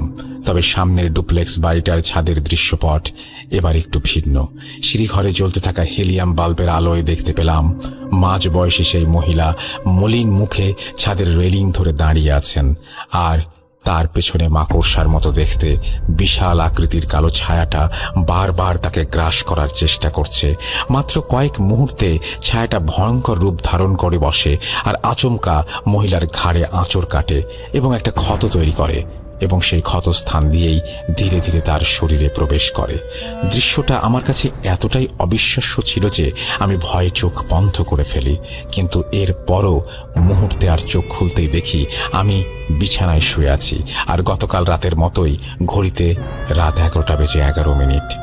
এরপর আমার আর বুঝতে বাকি রইল না যে আমার সাথে যা ঘটছে তা স্বাভাবিক কিছু নয়। আমি ভয়ে রীতিমতো ঘামতে শুরু করলাম। জানি না ওই রাতে আমি ঠিক কিভাবে কাটিয়েছিলাম। পরদিন সকালে অফিসের কাজ, আমাকে অন্য এক শহরে যেতে হতো, বিধায় বাড়ি থেকে একটু তাড়াতাড়ি বেরিয়ে পড়ি। সারাদিন কাজের চাপে গত রাতের কথা প্রায় ভুলেই গিয়েছিলাম। সন্ধেবেলা বাড়ি ফিরতেই যেন সারাদিনের ক্লান্তি একসাথে আমাকে ঘিরে ধরে। যথারীতি সেদিনও আমি একটু আগে ভাগেই শুয়ে পড়ি। এরপর হঠাৎ আমার ঘুমটা ভেঙে যায়। ঘড়িতে সময় রাত 11:08। কিন্তু এবার আমি যেন সবটা অনুভব করতে পারছি, বুঝতে পারছি আমি আবারও স্বপ্ন দেখছি। এর সামনে আমার সাথে কি ঘটতে চলেছে সেটা ভেবে আমি কুল কিনারা পাচ্ছি না। তবে এবার নিজের অজান্তে একটু সাহস করেই বিছানা থেকে উঠে জানালার পাশে গিয়ে দাঁড়াতেই দেখি মাঝ বয়সী সেই মহিলা ডুপ্লেক্স বাড়ির ওই ছাদের পাশে বেশ হাসি মুখেই দাঁড়িয়ে আছেন। বাঁ দিকে ঘুরে সিঁড়িঘরটার দিকে তাকাতেই আমার শরীরের রক্ত যেন হিম হয়ে যায়। বাল্বের হালকা আলোয় দেখতে পেলাম ধোঁয়ার মাঝে অর্ধ মানব এবং অর্ধ পশু আকৃতির কিছু একটা ধীরে ধীরে সিঁড়ি বেয়ে ওপরে উঠে চলেছে। এরপর হঠাৎ করেই আমার চোখটা বন্ধ হয়ে গেল। দ্বিতীয়বার চোখ খুলতেই সেই আগের দৃশ্য, সেই নিজের বিছানাতেই শুয়েছিলাম, আর ঘড়িতে সময়টা তখন রাত 11:11। ওই মুহূর্তে আমি রীতিমতো বাকরুদ্ধ হয়ে গিয়েছিলাম। হয়তো ভয়ের কারণে শরীরের কোনো অঙ্গ প্রত্যঙ্গ নাড়াচাড়া করতে পারছিলাম না। এমন সময় আমার ঠিক কী করা উচিত সেটাও আমার মাথায় আসছিল না। একজন ফাদারের ভাতিজা হওয়ার কারণে এটুকু বুঝতে পারছিলাম আমার সাথে প্যারানর্মাল কোনো কিছু ঘটতে চলেছে, আর আমাকে এই সমস্যার সমাধান পেতে হলে চার্চের ফাদারের সাথে দেখা করতে হবে। ওই রাতে আরও একটা চিন্তা আমাকে ঘুমোতে দেয়নি। স্বপ্নের বিষয়টা নিয়ে কিছুক্ষণ চিন্তা করতে করতে হুট করেই একটা জিনিস আমার মাথায় চলে আসে। আচ্ছা, আমি স্বপ্নে যা দেখলাম সেটা তো পজিশনের ধাপ, কিন্তু আমি সেটা রিভার্সে কেন দেখলাম? তাহলে আসলেও কি কেউ কোনো ডেভিলের আসরে পড়েছে? আমার কাছে কি সত্যি কেউ সাহায্য চাইছে? এই জন্যই কি আমি স্বপ্নগুলো দেখছিলাম? এই সব কিছু চিন্তা করতে করতেই সূর্যের তীক্ষ্ণ রশ্মি আমার রুমে প্রবেশ করতে থাকে। ভোরের আলো ফুটতে দেখি আমি, এবং এক প্রকার স্বস্তির নিঃশ্বাস ফেলে বিছানা ছেড়ে উঠে পড়ি আর ফ্রেশ হয়ে সোজা বেরিয়ে পড়ি চার্চের উদ্দেশ্যে। অনেক চার্চেই এক্সোসিজম পারফর্ম করা হয়, বিধায় আমার মূল উদ্দেশ্য ছিল সেই সব চার্চে গিয়ে এরকম একজন রোগীর খোঁজ করা যার সমস্যাগুলো আমার স্বপ্নের সাথে মিলে যাবে। আশেপাশের কয়েকটা চার্চে ঘুরে সেরকম কোনো তথ্য না পেয়ে আমি অফিসের দিকে যেতে থাকি। হঠাৎ একটা অদ্ভুত জিনিস লক্ষ্য করে আমার গাড়িটা থামিয়ে দেই। রাস্তার ডান পাশে ছোট্ট একটা চার্চ, আর কাকতালীয়ভাবে তার পাশেও একটা ডুপ্লেক্স বিল্ডিং। বিষয়টা অবাক করার মতো হলেও আমি বেশ আশা নিয়ে গাড়ি থেকে নেমে চার্চের দিকে এগিয়ে যাই। চার্চের বাইরে গিয়ে একজন ফাদারকে কিছু বাচ্চার সাথে কথা বলতে দেখে আমি তার দিকে এগিয়ে যাই। Praise the god, hello father বলেই নিজের পরিচয় দিতেই সে বেশ হাসি মুখে আমার দিকে তাকিয়ে বলেন, may the God bless you child. কিন্তু ফাদার তার নিজের পরিচয় দেবার সময় হঠাৎই তার চেহারায় যেন আমি কিছু পরিবর্তন লক্ষ্য করি। দেখে মনে হচ্ছিল তিনি আমাকে দেখে কিছুটা অবাকই হয়েছেন। তবে সে সময় তিনি তার নাম ছাড়া সেভাবে কিছু না বলে আমাকে আমার প্রয়োজনের কথা জিজ্ঞেস করেন। ওনার নাম ছিল আর্থার। সময় নষ্ট না করে আমি সরাসরি তাকে আমার স্বপ্নের সাথে মিল থাকা একজন অসুস্থ মহিলার ব্যাপারে জিজ্ঞেস করি। এবার তিনি যেন আরেকটু অবাক হয়ে জিজ্ঞেস করেন কেন আমি এমন একজন মহিলার খোঁজ করছি। এরপর আমি তাকে আমার স্বপ্নের ব্যাপারটা খুলে বললে তিনি যেন বাকরুদ্ধ হয়ে যান। তিনি কোনো কথা না বলে আমার ডান হাতটা ধরে সোজা চার্চের ভেতরে নিয়ে যান। ভেতরে গিয়ে আরও 3 জন ফাদারকে আমি দেখতে পাই। তারা নিজেদের কাজে ব্যস্ত ছিলেন। ফাদার আর্থারের ইশারায় তারা যেন এক প্রকার দৌড়ে আমার দিকে ছুটে আসেন। তাদের এমন আচরণ আমাকে সত্যিই ভাবিয়ে তুলেছিল। আমি কিছু বুঝতে না পেরে তাদেরকে এমনটা করার কারণ জিজ্ঞেস করলে তারা আমাকে বসতে বলেন। কিন্তু এরপর ওনারা আমাকে যে ঘটনার বর্ণনা করেন সেটা শুনে আমার পক্ষে স্থির হয়ে বসে থাকাটা সম্ভব ছিল না। আমি ভয়ে কাঁপতে শুরু করেছিলাম। আমার সাথে কখনো এমনটা হবে তা কখনো কল্পনাও করিনি। ফাদার আর্থার শুরুতেই আমাকে স্থির হয়ে বসতে বলে খুব ধৈর্য সহকারে তার কথাগুলো শুনতে বলেছিলেন। আমাকে কিছুটা দ্বিধাগ্রস্ত দেখে বলেছিলেন, মিস্টার গ্যাব্রিয়েল ডিসুজা, আমি জানি না কথাটা ঠিক কিভাবে শুরু করব, আর আপনিই বা সেটাকে কিভাবে গ্রহণ করবেন। সত্যি বলতে আমরা কদিন যাবৎ আপনার খোঁজেই ছিলাম। এটা সত্যি কাকতালীয়ভাবে একটা ব্যাপার যে আপনি নিজেই আমাদের কাছে এসেছেন সাহায্য করার জন্য। আপনি নিজেও হয়তো বুঝতে পারছেন আমরা আপনার দেখা পেয়ে যেমনি অবাক হয়েছি তেমনি কিছুটা চিন্তামুক্ত হয়েছি। তবে আপনার সাথে যে ঘটনাগুলো ঘটেছে সেটার সমাধান পাওয়ার আগে আরও একজন মানুষের জীবনে ঘটে চলা কিছু ঘটনার ব্যাপারে আপনাকে জানাতে চাই। লিলিয়ান অফেলিয়া, ডাকনাম লিলি, 33 বছর বয়সী এই মহিলার স্বামী গত সপ্তাহে আমাদের কাছে এসেছিলেন তার স্ত্রীর কিছু সমস্যার কথা নিয়ে। সে নাকি বেশ কিছুদিন যাবৎ অসুস্থ এবং ডাক্তারের শরণাপন্ন হবার পরেও অসুস্থতা দিন দিন বেড়েই চলেছে। বিশেষ করে গত 3 দিন যাবৎ সে কিছু অদ্ভুত আচরণের সম্মুখীন হয়েছে। মূলত তিনি একটি ডেভিলের দ্বারা পজেসড। এবং তিনি তারপরে সেই ঘটনাগুলো বর্ণনা করার পরে বলেন, তুমি সেই ছেলে যে লিলিকে সাহায্য করতে পারবে, কারণ গত 3 দিন যাবৎ একজন ছেলেকে নিয়ে সে স্বপ্ন দেখছে যে তার দিকে সাহায্যের হাত বাড়িয়ে দিচ্ছে। আমি ফাদারের কাছ থেকে একদমই এমন কোনো উত্তরের আশা করিনি। মিনিট খানেকের জন্য আমি প্রায় ভ্যাবা চাকা খেয়ে গেলাম, কিন্তু একটা সময় নিজেকে সামলে নিতে সক্ষম হলাম।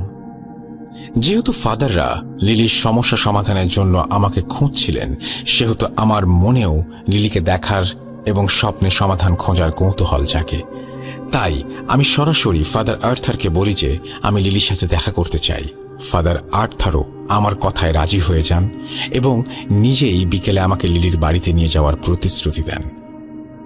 আমি চার্চের ফাদারকে বিদায় জানিয়ে সোজা অফিসে চলে যাই এবং কিছু জরুরি কাজ শেষে অসুস্থতার কথা বলে হাফ ডে লিভ অ্যাপ্লিকেশন দিয়ে বেরিয়ে আসি। বিকেলে আমি সেই চার্চে ফাদারের সাথে দেখা করি এবং তিনি আর বাকি 3 জন সহযোগী আমাকে নিয়ে লিলিদের বাসার উদ্দেশ্যে রওনা দেন। আমি ভেবেছিলাম হয়তো চার্চের পাশে ডুপ্লেক্স বিল্ডিংয়ের কোনো একটা ফ্লোরে তাদের বাসা, তবে আমি ভুল ছিলাম। চার্চ থেকে প্রায় 5-7 মিনিটের দূরত্বে এক দোতলা বাড়িতে থাকতো তারা। লিলিদের বাড়িতে যাবার পর বেল বাজানো পর্যন্ত সব ঠিকঠাক থাকলেও তার স্বামী দরজা খুলে দেওয়ার পর যেই না ভেতরে প্রবেশ করেছি, অমনি ভেতরে একটা রুম থেকে খুব জোরে মহিলা কণ্ঠে চিল্লাচিল্লির আওয়াজ ভেসে উঠতে থাকে। বুঝতে পারছিলাম এটা লিলির গলা, কিন্তু হঠাৎই এমন রাগান্বিত কণ্ঠস্বর আমার কানে ভেসে আসে যা শুনে আমি 2 পা পিছিয়ে আসি। এটা সেই কর্কশ পুরুষ কণ্ঠস্বর যেটি আমি আমার স্বপ্নে দেখা সেই মাঝবয়সী মহিলার মুখ থেকে শুনেছিলাম। আমাকে ঘাবড়ে যেতে দেখে ফাদার আর্থার আমার কাছে এসে কিছুটা অভয় দিয়ে লিলির রুমের দিকে নিয়ে যান। দরজা খুলতেই আমি যেন আরো চমকে উঠি। শিকল দিয়ে লিলিকে ঠিকই সেভাবেই বেঁধে রাখা হয়েছে যেভাবে আমি স্বপ্ন দেখেছিলাম, আর সেই মাঝবয়সী মহিলার সাথে লিলির চেহারাও হুবহু মিলে যাচ্ছিল। অর্থাৎ পরপর 3 দিন স্বপ্নে আমি যে মহিলাকে দেখেছি সেটা আর কেউ নয়, লিলি ছিল। ফাদার আর্থার এবং বাকি 3 জনের সাথে লিলির ঘরে প্রবেশ করতেই লিলি যেন অট্ট হাসি হাসতে শুরু করলো। প্রথমবার এমন অবস্থায় একজন মানুষকে দেখে আমি যেন নিজেকে সামনে রাখতে পারছিলাম না। তবুও নিজের জীবন বাঁচাতে লিলির সাথে কথা বলাটা জরুরি মনে হচ্ছিল বিধায় ফাদার আর্থারের পেছনে গিয়ে দাঁড়িয়েছিলাম। ফাদার আর্থার বারবার আমাকে অভয় দিয়ে লিলির সাথে কথা বলতে বলেন। তিনি বলেন, লিলিকে যে শিকল দ্বারা বন্দি করে রাখা হয়েছে সেখান থেকে সে বেরোতে পারবে না, তাই ভয় পাবার কারণ নেই। এটা শুনে আমার মনে একটু সাহস সঞ্চয় হয়। তাই আমি ধীরে ধীরে লিলির কাছে গিয়ে কথা বলতে শুরু করি। প্রথমে লিলি আমার কোনো কথা জবাব দিচ্ছিল না, শুধু রক্তাক্ত চোখ উঁচিয়ে বিভৎস হাসি হাসতে হাসতে আমার দিকে তাকিয়েছিল। আমি তাকে তার সমস্যার কথা জিজ্ঞেস করার আগেই হঠাৎ সবটা কেমন যেন বদলে গেল। লিলির রক্তাক্ত লাল চোখ মুহূর্তেই স্বাভাবিক হয়ে যায়। চেহারায় দ্বিতীয় স্বপ্নের মতন মলিন ভাবটা ফুটে উঠতে থাকে। আচমকা সে আমার দিকে এগিয়ে এসে ক্রন্দনরত অবস্থায় বলতে শুরু করলো, আমি বাঁচতে চাই, দয়া করে আমাকে এই নরক থেকে উদ্ধার করুন। ও আমাকে তিলে তিলে শেষ করে দিচ্ছে। আমি বাঁচতে চাই, আমি বাঁচতে চাই। কথাটা বলেই হঠাৎ করে সে তার পূর্বের রূপে ফিরে গিয়ে আবারও অট্ট হাসি হাসতে হাসতে সেই কর্কশ পুরুষ কণ্ঠে বলে ওঠে, তোরা কেউ ওকে বাঁচাতে পারবি না। এই অবস্থা দেখে ফাদার আর্থার আমাকে নিয়ে লিলির ঘর থেকে বেরিয়ে আসেন। উনি লিলির স্বামীর সাথে কিছু কথা বলে আমাকে নিয়ে চার্চের উদ্দেশ্যে রওনা হন। চার্চে পৌঁছে উনি আমাকে এমন একটি কাজের কথা বলেন যেটা আমার পক্ষে সম্ভব ছিল না। তিনি বললেন, লিলির এক্সারসিজমটা নাকি আমাকেই পারফর্ম করতে হবে, অন্যথায় আমাদের দুজনকে বড় কোনো প্রতিদান দিতে হবে। কাজটা আমার পক্ষে একদমই সম্ভব ছিল না, কারণ আমার চাচা বেঁচে থাকতে একজন প্রিস্ট হিসেবে এক্সারসিজম পারফর্ম করলেও তার ছিটে ফোটা ধারণা আমার মাঝে নেই। তাই আমি সরাসরি ফাদার আর্থারকে এক্সারসিজমের ব্যাপারে মানা করে দিই। কিন্তু উনি আমাকে উত্তেজিত হতে দেখে কয়েকবার বিষয়টি বুঝিয়ে বলেন এবং এতে অনেকের জীবন বেঁচে যাবে বলে কাজটি করার জন্য রাজি হতে বলেন। আমি তার কাছ থেকে কিছু সময় চেয়ে নেই বিষয়টি নিয়ে ভাবার জন্য। ওই দিন বাড়ি ফিরে আমি বেশ ভয়ে ছিলাম, এই ভেবেছে আজ না জানি কোন দুঃস্বপ্ন আমার জন্য অপেক্ষা করছে। কিন্তু কথাটা ভাবতে ভাবতেই হঠাৎ আমার ফোনে একটা কল আসে, ফাদার আর্থারের কল। রিসিভ করতেই উনি বলে ওঠেন, চিন্তার কোনো কারণ নেই, আপাতত তুমি আর কোনো দুঃস্বপ্ন দেখবে না, কিন্তু লিলির ব্যাপারটা ভুলে যেও না। আগামীকাল বিকেলে আমরা লিলির বাড়িতে যাব, তোমাকেও আমাদের সাথে যেতে হবে। এক্সারসিজমের জন্য যা যা তথ্য প্রয়োজন তার সবটা তোমাকেই লিলির কাছ থেকে সংগ্রহ করতে হবে। এই বলে ফাদার আর্থার কল কেটে দেন। মার্কাস চাচার মৃত্যুর পর আমি যেভাবে কখনো সৃষ্টিকর্তার দেখানো পথে চলিনি, কিন্তু এবার আমার কাছে সুযোগ এসেছে অসহায় একজন মানুষের পাশে গিয়ে দাঁড়ানোর। তাই আর 7-5 না ভেবে নিজেকে প্রস্তুত করতে শুরু করি এক্সোরসিজমের জন্য। প্রিয় লিসেনার্স, লিলির এক্সোরসিজমের ঘটনা আপনারা ঘটনার প্রথম অংশে ইতোমধ্যেই জেনে গিয়েছেন। আশা করছি এখানে বিস্তারিত আর বলার দরকার নেই। গ্যাব্রিয়েলের ঘটনায় যাওয়া যাক। গ্যাব্রিয়েল 2 বার লিলির ওপর এক্সোরসিজম পারফর্ম করে এবং সফল হতে পারে না। 7 দিনের কঠোর পরিশ্রম এবং ফাদার আর্থার ও ফাদার রয়ের সাহায্যে সে 3য় প্রচেষ্টায় সফল হয়। কিন্তু সব সফলতা হয়তো সুখের স্মৃতি বয়ে আনতে পারে না। যা হোক, সফলভাবে লিলির এক্সোরসিজমের পর সে আস্তে আস্তে সুস্থ হতে শুরু করে। এক্সোরসিজম হওয়ার 3 দিনের মাথায় একদিন সকালে লিলি চার্চে যায় আর ফাদার আর্থারের সাথে দেখা করতে চায়। তিনি তাদের জন্য বেশ কিছু খাবার এবং ফুল নিয়ে এসেছিলেন। ধন্যবাদ জানিয়ে যাবার সময় তিনি বলছিলেন, গ্যাব্রিয়েল, আমার পরিবারের সদস্য বলতে টনি ছাড়া আর কেউ নেই, কিন্তু আজ থেকে তুমি আমার ছোট ভাই। তুমি না থাকলে হয়তো অকালেই আমাকে এই পৃথিবীর মায়া ত্যাগ করতে হতো। এরপর লিলি আমাকে তার বাড়িতে একদিন লাঞ্চের দাওয়াত দিয়ে চলে যান।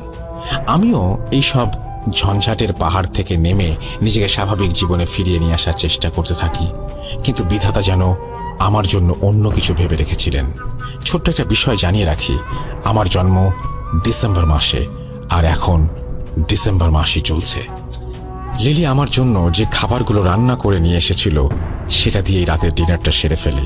সময়টা আনুমানিক 9:28 মতো। হঠাৎ করেই আমার প্রচণ্ড রকমের ঘুম পেতে শুরু করে, কিন্তু ঘুম হলে তো চলবে না। এ কদিন অফিসের অনেক কাজ জমে গিয়েছে, সেগুলো শেষ করাটা জরুরি। কোনোভাবেই আমি নিজেকে কন্ট্রোল করতে পারছিলাম না। একটা সময় নিজের অজান্তেই ঘুমিয়ে পড়ি। আন্দাজ করতে পারবেন কি ঘটতে চলেছে আমার সাথে? রাত 11:08। সামনের ডুপ্লেক্স বাড়ির ছাদে হিলিয়াম বাল্বের মৃদু আলোয় শিকল দিয়ে বাঁধা একজন মহিলাকে দেখতে পাচ্ছি। তবে এবার কোনো মহিলা নয়, একজন পুরুষকে বেঁধে রাখা হয়েছে। সে মাথা নিচু করে ডুকরে কেঁদে চলেছে, আর তার মাথার পেছনে মাকড়সার মতো দেখতে বিশাল আকৃতির সেই কালো ছায়া তাকে তিলে তিলে গ্রাস করে নিচ্ছে। একটা সময় যন্ত্রণায় ছেলেটা চিৎকার করে উঠে এবং তার চেহারার দিকে তাকিয়ে ছিটকে কয়েক কদম পেছনে গিয়ে পড়ে গেলাম, আর তারপর আমার ঘুমটা ভেঙে গেল। ঘড়িতে সময় রাত 11:11। তাহলে কি আমি আবারও ডেভিলের মায়াজালে আটকা পড়লাম? কারণ ওই স্বপ্নের ওই ছেলেটা আর কেউ নয়, ওটা ছিলাম আমি, স্বয়ং আমি, গ্যাব্রিয়েল ডি সুজা। আমি কোনোভাবেই স্বপ্নের ব্যাখ্যা খুঁজে পাচ্ছিলাম না। লিলি তো সুস্থ হয়ে উঠেছেন, তাহলে কেন এই স্বপ্ন? কেন আবার সেই একই সময়? এর কোনো উত্তর আমার জানা ছিল না। পরের দিন অফিস আওয়ার শেষে চার্চে গিয়ে ফাদার আর্থারের সাথে দেখা করতে চাইলেও অফিস শেষে আমি তার সাথে দেখা করার কথা ভুলে গিয়েছিলাম। ওই দিন আবারও বাড়িতে ফিরে আসি, কিন্তু শরীর যেন এখন আর আমার নিজের ইচ্ছায় চলতে নারাজ। আমি কখন কি করছিলাম তার কোনো হদিস আমার ছিল না। এরপরে একে একে টানা 2 দিন একই সময়ে একই স্বপ্ন দেখি। শুধুমাত্র লিলির জায়গায় এবার আমার নিজের সাথে ঘটনাগুলো ঘটতে দেখছিলাম। আর আমি জানি না বারবার কেন শুধু রাত 11:11 আমার ঘুমটা ভেঙে যেত। এই ঘটনার 3 দিন পর থেকে আমি আমার শরীরের ওপর থেকে সম্পূর্ণ কন্ট্রোল হারাতে শুরু করি। অনেকবার ফাদার আর্থারের সাথে দেখা করার চেষ্টা করেছি, কিন্তু সম্ভব হয়ে ওঠেনি। একদিন অফিস থেকে বাড়িতে ফিরে ফ্রেশ হতে গিয়ে দেখলাম আমার শরীরের বেশ কয়েক জায়গায় জখম হবার মতো ছোপ ছোপ দাগ, কিন্তু শরীরের কোথাও কোনো ব্যথা অনুভব করছিলাম না। কয়েকজন ডাক্তারের পরামর্শ নিয়ে মেডিসিন নিলেও খুব একটা উপকার হচ্ছিল না। তবে মাঝে আমার সাথে খুব অদ্ভুত কিছু ঘটনা ঘটতে শুরু করে। আমি অদ্ভুত কিছু স্বপ্ন দেখতে শুরু করি। বারবার মনে হতে থাকে কেউ বোধহয় আমার কাছে কিছু চাইছে, কিন্তু কি চাইছে, তার চেহারা কেমন সেটা আমার কাছে স্পষ্ট নয়। এমনই এক ছুটির দিনে টেনিস কোর্ট থেকে ফিরে ফ্রেশ হবার পর একটা চিন্তা আমাকে খুব ভাবিয়ে তোলে। আমি খুব ভালোভাবে লক্ষ্য করে দেখলাম একদিন সকাল থেকে দুপুর অবধি যা যা করেছি তার সবটাই আমার মনে আছে, কিন্তু দুপুর 3টা থেকে সন্ধ্যা 6টা পর্যন্ত আমি কি করছি বা কোথায় ছিলাম, কার সাথে ছিলাম, তার কোনো কিছুই আমার মনে নেই। তাহলে কি আমি আস্তে আস্তে বড় কোনো সমস্যার ভেতরে ঢুকে পড়ছি? এসব কিছু ভাবতে ভাবতে আমার মনে ভয় জাগ্রত হতে শুরু করে। তাই আর দেরি না করে ফাদার আর্থারকে ফোন করে বসি, কিন্তু সে সময় উনি হয়তো ব্যস্ততার কারণে কল রিসিভ করতে পারেননি। এটাই আমার কাল হয়ে বসে। আচমকা আমি আমার পুরো শরীরে কোনো বিষাক্ত পোকার প্রাণীর কামড়ের ব্যথা অনুভব করতে শুরু করি। মনে হচ্ছিল লোহার শিখ গরম করে কেউ আমার শরীরে ঠেকিয়ে দিয়েছে। অনেকক্ষণ যাবৎ ব্যথায় কাতরাচ্ছি। হঠাৎ আমার ফোনে ফাদার আর্থারের কল আসে। আমি কোনো রকম ছুটে গিয়ে কলটা রিসিভ করে বলি, প্লিজ প্লিজ হেল্প মি। এরপর আমার আর কিছু মনে নেই। আমার যখন জ্ঞান ফেরে তখন আমি নিজেকে ঘরের মেঝেতে আবিষ্কার করি। তখন প্রায় সন্ধ্যা পেরিয়ে গিয়েছে, রাত হয়ে গেছে। আমি কোন রকম কষ্ট করে মেঝে থেকে উঠে বিছানায় বসে ফোনটা হাতে নিয়ে দেখি ফাদার আর্থারের 7 থেকে 8টার মতো মিসড কল। আমি সাথে সাথে ফাদার আর্থারকে কল ব্যাক করি এবং সাহায্য চাই। তিনি আমাকে সময় নষ্ট না করে সোজা চার্চে যেতে বলেন। আমিও তাড়াহুড়া করে ফ্রেশ হবার জন্য ওয়াশরুমে গিয়ে দেখি আমার পুরো শরীরের বিভিন্ন জায়গায় আঁচড়ের দাগ, যেখান দিয়ে তখনও তাজা রক্ত বেরোচ্ছিল। পিঠের কয়েকটা জায়গায় এমনভাবে দাগ বসে গিয়েছিল যে দেখে গভীর ক্ষতের মতো দেখাচ্ছিল। ঠিক তখনই আমার সেই স্বপ্নের কথা মনে পড়ে যায়। স্বপ্নের লিলি এবং আমার ঘাড়েও তো ঠিক একই রকমের ক্ষতের সৃষ্টি করেছে মাকড়সা আকৃতির সেই কালো ছায়া। আমি ভয়ে কাঁপতে কাঁপতে কোনো রকম বাড়ি থেকে বেরিয়ে চার্চে চলে যাই। সেখানে গিয়ে দেখি ফাদার আর্থার আগে থেকে আমার জন্য অপেক্ষা করে বাইরে দাঁড়িয়ে আছেন। আমি দৌড়ে তার কাছে যেতেই তিনি আমার মাথায় হাত রেখে সান্ত্বনা দিতে দিতে চার্চের ভেতরে নিয়ে যান। চার্চের ভেতরে যাবার পরে একে একে ফাদার আর্থারকে আমি একদিনে ঘটে যাওয়া সব ঘটনা খুলে বলি। আমার কথা শুনে ফাদার আর্থার যেন নিশ্চুপ হয়ে বসেছিলেন। তার মুখের দিকে তাকিয়ে আমার এতটাই মনে হচ্ছিল যে তিনি আগে থেকে এই সবটা জানতেন। কয়েকবার তার কাছ থেকে সমাধান চাইলেও তিনি মাথা নিচু করে বসেছিলেন। এরপর নিস্তব্ধতা ভেঙে তিনি বলতে শুরু করলেন, my child, please forgive me. লিলির এক্সোসিজম চলাকালীন একটা বিষয় আমি তোমার কাছ থেকে লুকিয়েছিলাম, কিন্তু এখন হয়তো সেটা বলার সময় এসে গিয়েছে। আসলে এক্সোসিজম সফল হবার পর লিলি আমাকে ধন্যবাদ জানানোর জন্য চার্চে এসেছিল, কিন্তু সে চার্চে প্রবেশ না করে বাইরে থেকেই আমার সাথে কথা বলে ধন্যবাদ জানিয়ে বিদায় নিয়েছিল। আর এটাও বলেছিল সে তোমার সাথে দেখা করতে এসেছে। কিন্তু সবকিছু ঠিকঠাক থাকার পরেও আমার কাছে লিলির আচরণ একটু অদ্ভুত মনে হয়েছিল। লিলি চলে যাবার পর ওর চোখের চাহনি বারবার আমাকে ভাবিয়ে তুলছিল। ওটা স্বাভাবিক কোনো মানুষের চোখের চাহনি না, একদমই মনে হয়নি আমার কাছে সেটি। তাই আমি আমার কিছু রিচুয়াল ফলো করে তোমার ব্যাপারে জানার চেষ্টা করতে থাকি। শুধু এটুকু জানতে পেরেছি যে তুমি তুলা রাশির একজন মানুষ, যার জন্ম কোনো এক বিশেষ দিনের বিশেষ সময়ে। তোমার অগোচরে ফাঁদ ফেলে যে কোনো স্ট্রং নেগেটিভ এনার্জি তাদের স্বার্থ হাসিলের চেষ্টা করতে পারে, আর এখন সেটাই হচ্ছে। তাই যত দ্রুত সম্ভব তোমাকে এই পরিস্থিতি থেকে বেরিয়ে আসার রাস্তা খুঁজতে হবে। ফাদার আর্থারের কথা শুনে আমি যেন মানসিকভাবে ধীরে ধীরে দুর্বল হয়ে পড়ছিলাম। কিন্তু জীবন যুদ্ধে আরেকবার জয়ী হতে ভাগ্য বাজিয়ে দেখার জন্য একটা উপায় খুঁজছিলাম। তাই আমি ফাদার আর্থারকে তার নিয়ম অনুযায়ী আমাকে সুস্থ করে তোলার জন্য অনুরোধ জানাই। ফাদার আর্থার তার বাকি 2 সহযোগী এবং ফাদার রয়কে ডেকে আমাকে একটা রুমের ভেতরে নিয়ে যান। এর পরের ঘটনার কথা আমার আর মনে নেই। ফাদার আর্থার এবং রয়ের কাছ থেকে শুনেছিলাম তারা আমার মাধ্যমে ডেভিলকে ডেকেছিল। তাকে অনেকবার এমনটা করার কারণ জিজ্ঞেস করার পরেও প্রথমবার সে কোনো জবাব দেয়নি। দ্বিতীয় দিন তারা আমার ওপর এক্সোসিজম করার প্রিপারেশন নিতে শুরু করলেও তৃতীয় দিন আমার ওপর প্রথম এক্সোসিজম পারফর্ম করা হয়, কিন্তু তারা সফল হতে পারেনি। চতুর্থ দিন আবারও তারা আমার ওপর এক্সোসিজম পারফর্ম করে, কিন্তু সেটাও বিফলে যায়। ফাদার আর্থার ও ফাদার রয় স্পষ্ট বুঝতে পারছিলেন ডেভিল আমাকে পজেস করেছে, কিন্তু এক্সোসিজমের সময় কোনোভাবেই তার দেখা মিলছে না। একটা সময় তারা ভাববার জন্য কিছুটা সময় নেয়। তারা তাদের রিচুয়াল এবং রিসার্চ থেকে বড় কোনো ফাদারের শরণাপন্ন হবার জন্য ভাবতে থাকেন। ঠিক এমন সময় 5ম দিন বিকেলে আমার জ্ঞান ফেরে।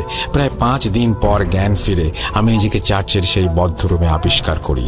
কয়েকবার ফাদারকে ডাকার পরেও রয় দরজা খুলে আমার কাছে আসে এবং পানি খাইয়ে যান। কিছুক্ষণ পর তিনি আমাকে 5 দিন যাবৎ চলতে থাকা সবগুলো ঘটনার কথা বলেন। আমি রীতিমতো আশাহত হতে শুরু করি, কিন্তু তখনই ফাদার আর্থার ভেতরে এসে বলেন তিনি বড় কোনো ফাদারের সাথে কথা বলেছেন, খুব দ্রুতই নাকি আমার সমস্যার সমাধান মিলবে। ওই দিন বিকেলেই আমি ফিরে আসি প্রচণ্ড পরিমাণের অসুস্থ এবং ক্লান্ত থাকার কারণে আমি আগেভাগেই ঘুমিয়ে পড়ি। কিন্তু না, এবার রাত 11:11 নয়, ঘড়িতে সময় 3:01। আমি আমার বিছানাতেই শুয়েছিলাম। হঠাৎ দেখলাম আমার ডান পাশে ঘন কুয়াশার মতো কুণ্ডুলি পাকিয়ে কিছু একটা এগিয়ে আসছে। ভালোভাবে লক্ষ্য করতে দেখলাম সেই কুণ্ডুলি আস্তে আস্তে হাওয়ায় মিলিয়ে গিয়ে সেখানে এক অর্ধমানব ও অর্ধ পশু আকৃতির বিভৎস চেহারার কিছু একটা আগমন ঘটল। সে আমার কানের কাছে এসে এমন একটা কাজের কথা বলল যেটা কখনোই করা সম্ভব নয়। এতে যে কোনো মানুষের জীবননাশের সম্ভাবনা রয়েছে। আমি না বলে চিৎকার দিয়ে বিছানা ছেড়ে উঠতেই বুঝলাম এটা স্বপ্ন ছিল। ঘুরতে সময় রাত 3:03। মার্কাস চাচার মুখ থেকে শুনেছিলাম এই সময়টাকে বলে ডেভিলস আওয়ার। আমি বুঝতে পারছিলাম আমার শেষ সময় ঘনিয়ে আসছে। স্বপ্নে সেই ডেভিল আমার কাছে যা চেয়েছে সেটা আমি কখনো কাউকে বলতে পারবো না, আর নিজেও কখনো করতে পারবো না। তাই ওই মুহূর্তে আমাকে কঠোর একটা সিদ্ধান্ত নিতে হতো, এবং আমি আমার জীবনের সবচেয়ে কঠোর সিদ্ধান্ত নেই তখনই নিয়ে ফেলেছিলাম সেটি। তবে এর আগে ফাদার আর্থারের সবটা জানানো উচিত ছিল বলে পরদিন সকালে আমি তার কাছে গিয়ে সবটা খুলে বলি, শুধুমাত্র আমার সিদ্ধান্তের কথা ছাড়া। আমার স্বপ্নের কথা শুনে উনিও বেশ চিন্তিত হয়ে পড়েন, কিন্তু এই বলে আশ্বাস দিয়েছিলেন যে খুব দ্রুতই বড় একটা ফাদার আমার চিকিৎসার জন্য শহরে আসছেন। এরপর আমি ফাদার আর্থারকে বিদায় জানিয়ে বাড়ি ফিরে আসি। এতক্ষণ গ্যাব্রিয়েলের কাছ থেকে যা যা শুনছিলেন তার সবটাই যে ফাদার আর্থারকে বলে গিয়েছিল, আর ফাদার আর্থার এই ঘটনা সবার সামনে তুলে ধরেছেন। বিষয়টা বোধহয় আপনাদের বুঝতে একটু কষ্ট হচ্ছে। গ্যাব্রিয়েলের ঘটনা ফাদার আর্থার সবাইকে বলছেন মানে? তাহলে গ্যাব্রিয়েল? জি হ্যাঁ, প্রিয় লিসেনার্স, আপনারা ঠিকই অনুমান করেছেন। ওই রাতে স্বপ্নের পর গ্যাব্রিয়েল বুঝতে পেরেছিল সে বেঁচে থাকলে তার সাথে আরো অনেক মানুষের প্রাণ নাশ হবার আশঙ্কা আছে। তাই সে ডেভিলের সব পরিকল্পনা ভেস্তে দিতে নিজের জীবন নিজের হাতে শেষ করে দেয়। সুইসাইডের আগে সে ফাদার আর্থারের জন্য একটি ছোট্ট নোট রেখে যায়, যা ছিল কিছুটা এমন: আমি গ্যাব্রিয়েল সজ্ঞানে নিজের জীবন বিসর্জন দিচ্ছি। আমার কাছে সে যা চাইছে তা কখনোই দেওয়া সম্ভব নয়। আমাকে এমনিতেই মরতে হবে, কিন্তু এমন মৃত্যু আমি চাই না যেখানে আরো শত মানুষের প্রাণনাশের আশঙ্কা তৈরি হয়। আমি জানি আত্মহত্যা মহাপাপ, কিন্তু আমি নিরুপায়। অনেক বড় পাপ করতে চলেছি। হে ঈশ্বর, অনুগ্রহ করে আমাকে ক্ষমা করবেন। আমিও বেঁচে থাকতে চেয়েছিলাম, কিন্তু আমার কি দোষ তা আমি জানি না। যদি একটা জীবনের বিনিময়ে আরো একটি জীবন রক্ষা পায় তাহলে আমার শান্তি। আমি না হয় নরকের শাস্তিটাই ভোগ করলাম। আমি বলবো না এতে আমার কোনো আফসোস নেই, অবশ্যই আফসোস আছে, কিন্তু সকলের ভালোর জন্য আমাকে এই পথটাই বেছে নিতে হলো। আমি গ্যাব্রিয়েল, এবং আমার মৃত্যুর জন্য কেউ দায়ী নয়। কি ঘটনা শেষ ভাবছেন? আরো একটু সময় আমাদের সঙ্গে থাকুন, তাহলে বুঝতে পারবেন ঘটনা কোন দিকে মোড় নিচ্ছে। আসসালামু আলাইকুম রাসেল ভাই ও প্রিয় শ্রোতা। আমি আপনাদের জিজ্ঞেস করব না কেমন আছেন, কেননা স্টোরির শুরুতেই মোহাম্মদ সাবিত আলম আপনাদের কাছে জানতে চেয়েছিলেন আপনারা কেমন আছেন। এই ঘটনাটি মূলত আমি কার কাছ থেকে কালেক্ট করি তা এখনই বলছি না। এতক্ষণে আপনারা হয়তো বুঝেই গিয়েছেন এটি একটি কম্বো স্টোরি। হ্যালোইনে আপনাদের জন্য নতুন কিছু করার প্ল্যান করেছিলাম, আর সেজন্যই সম্পূর্ণ গোপনীয়তা রক্ষা করে আপনাদের জন্য এই ঘটনাটি লেখা। বেশি সময় নষ্ট না করে ঘটনার বাকি অংশ বলছি আমি, মোহাম্মদ সিফাত আলম। এবারে ফিরে আসি টনির কথায়। টনি কি ফাদার আর্থার আর গ্যাব্রিয়েলকে খুঁজে পেয়েছিল? না প্রিয় লিসেনার্স, টনি তাদেরকে আর খুঁজে পাননি। সে সময় চার্চে উপস্থিত ছিলেন ফাদার মরিস। ফাদার মরিস চার্চের সকল বিষয় দেখাশোনা করতেন। তিনি টনিকে বলেন লিলিয়ন নাকি তার এক্সোসিজমের 3 দিন পর চার্চে এসেছিল, কিন্তু কারোর সাথে দেখা করেনি। তখন টনি এতে অস্বীকৃতি জানায় এবং সে বলে লিলির এক্সোসিজমের 3 মাস পর্যন্ত নাকি ডাক্তার তাকে বেড রেস্ট দিয়েছিল। সে এই 3 মাসে বাসা থেকে বের হয়নি। তখন ফাদার মরিস বুঝতে পারেন তাহলে হয়তো সেদিন লিলির রূপে সে ডেভিল চার্চে এসেছিল। টনি বারবার ফাদার আর্থার আর গ্যাব্রিয়েলের কথা জিজ্ঞাসা করেন ফাদার মরিসকে। ফাদার মরিস একটি দীর্ঘ শ্বাস ফেলে টনিকে জানায় গ্যাব্রিয়েলের আত্মহত্যার কথা। টনি প্রচণ্ড ব্যথিত হয় এতে। এখান থেকেই শুরু হয় আরও একটি ঘটনা। এই ঘটনাটি ছিল ফাদার আর্থারের। গ্যাব্রিয়েল মারা যাবার আগে ফাদার আর্থারের জন্য যে চিঠি লিখে যায় তা ফাদার মরিস টনিকে পড়ে শোনান। ঘটনার বাকি অংশ ফাদার মরিসের ভাষায় শেয়ার করেন টনি। বলছেন ফাদার মরিস, গ্যাব্রিয়েল আত্মহত্যা করার আগে এই চিঠি লিখে রেখে যায়। ফাদার আর্থার যখন গ্যাব্রিয়েলের চিঠি পড়া শেষ করেন তখন তিনি মানসিকভাবে প্রচণ্ড বিপর্যস্ত হয়ে পড়েছিলেন। একটা ছেলের এমন অকাল মৃত্যু মেনে নেওয়া আসলেই অনেক বেশি কঠিন। এছাড়াও চিঠিতে গ্যাব্রিয়েল যা লিখেছিল তা সম্পর্কে কেউ কোনো কিছুই জানতেন না, কেননা চিঠিতে গ্যাব্রিয়েল পরিষ্কার করে কোনো কথাই বলেননি। ব্যাপারটা ছিল এমন যে এটি অজানা কোনো একটি রহস্য যা গ্যাব্রিয়েলের সাথে এই দুনিয়া থেকে বিদায় নিয়েছে। আমি ফাদার মরিস আর গ্যাব্রিয়েলের সাথে লিলির এক্সোসিজম করা ফাদার আর্থার ছিলেন আমার কলিগ। ফাদার আর্থার আমার অনেক আগেই চার্চের ফাদার হিসেবে নিযুক্ত হয়েছিলেন। খুবই অমায়িক একজন ব্যক্তি ছিলেন ফাদার আর্থার। হ্যাঁ, ছিলেন। কি ভাবছেন ছিলেন কেন বলছি?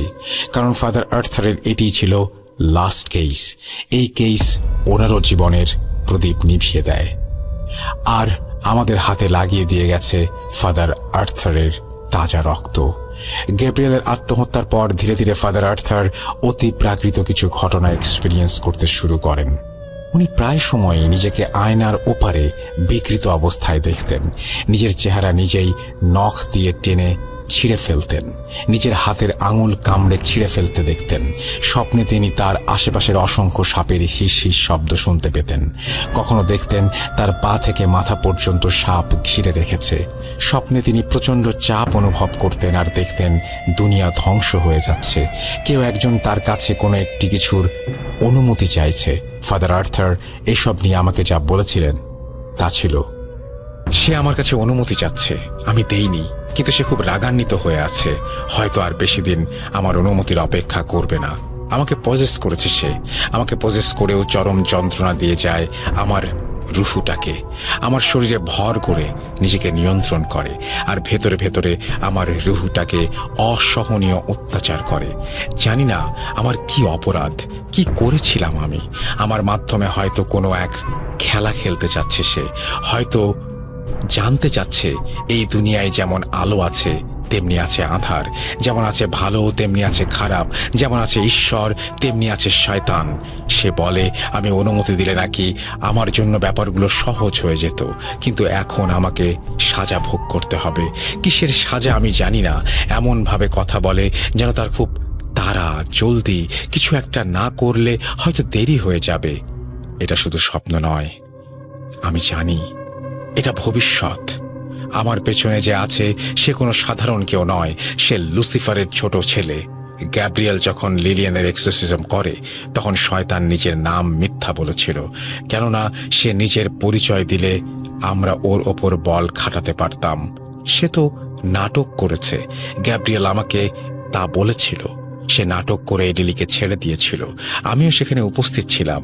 সে এখনো আমাকে তার নাম বলেনি, শুধু বলেছে সে লুসিফারের ছোট ছেলে। আমাকে সে ছাড়বে না। আমার সময় প্রায় শেষ ফাদার। আপনি আমার জন্য কিছু করার চেষ্টা করবেন না। আমি গ্যাব্রিয়েলের এক্সোসিজম করেছিলাম জন্য সে আমার পেছনে লেগেছে। আপনার পেছনে সে লাগুক তা আমি চাই না। ফাদার, দয়া করে আপনি চলে যান। আমার যা হবার হোক, কিন্তু আমি অন্য কারো ক্ষতির কারণ হতে পারবো না।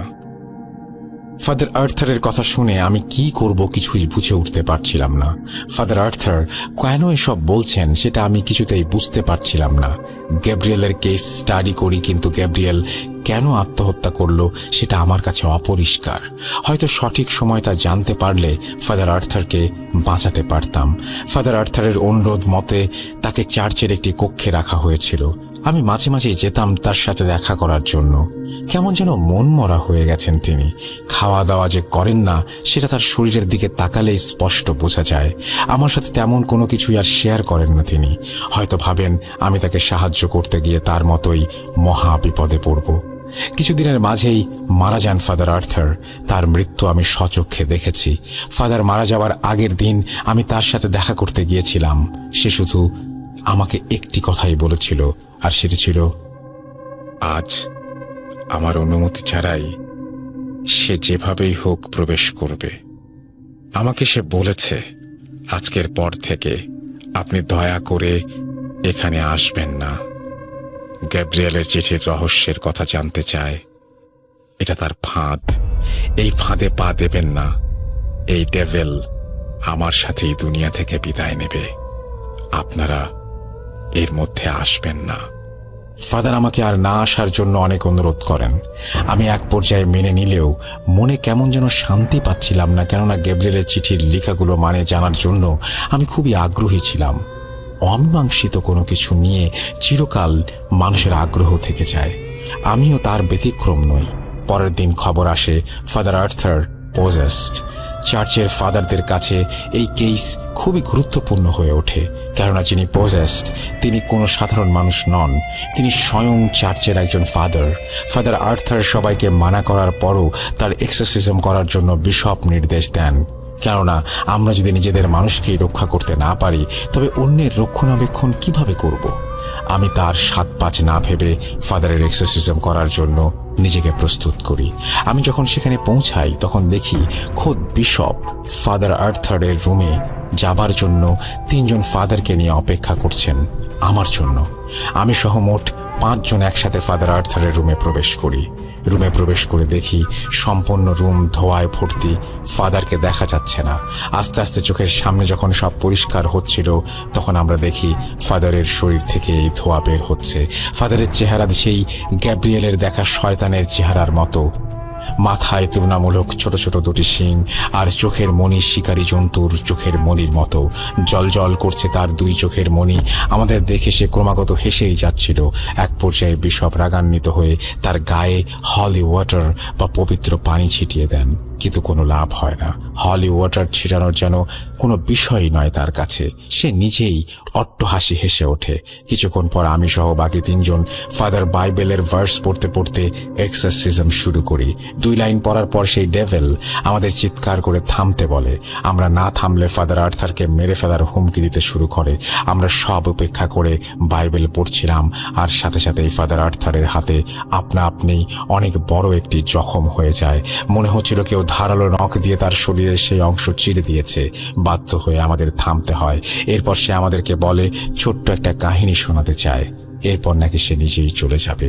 বিশপ তার কথা শুনে কাহিনী শুনতে রাজি হয়। ফাদার আর্থারের জীবন বাঁচাতে শুরু হয় ডেভিলের কাহিনী। সে বলে সে নাকি লুসিফারের ছোট সন্তান। তার সঠিক নাম সে আজ পর্যন্ত কাউকে বলেনি এবং কখনো বলবেও না।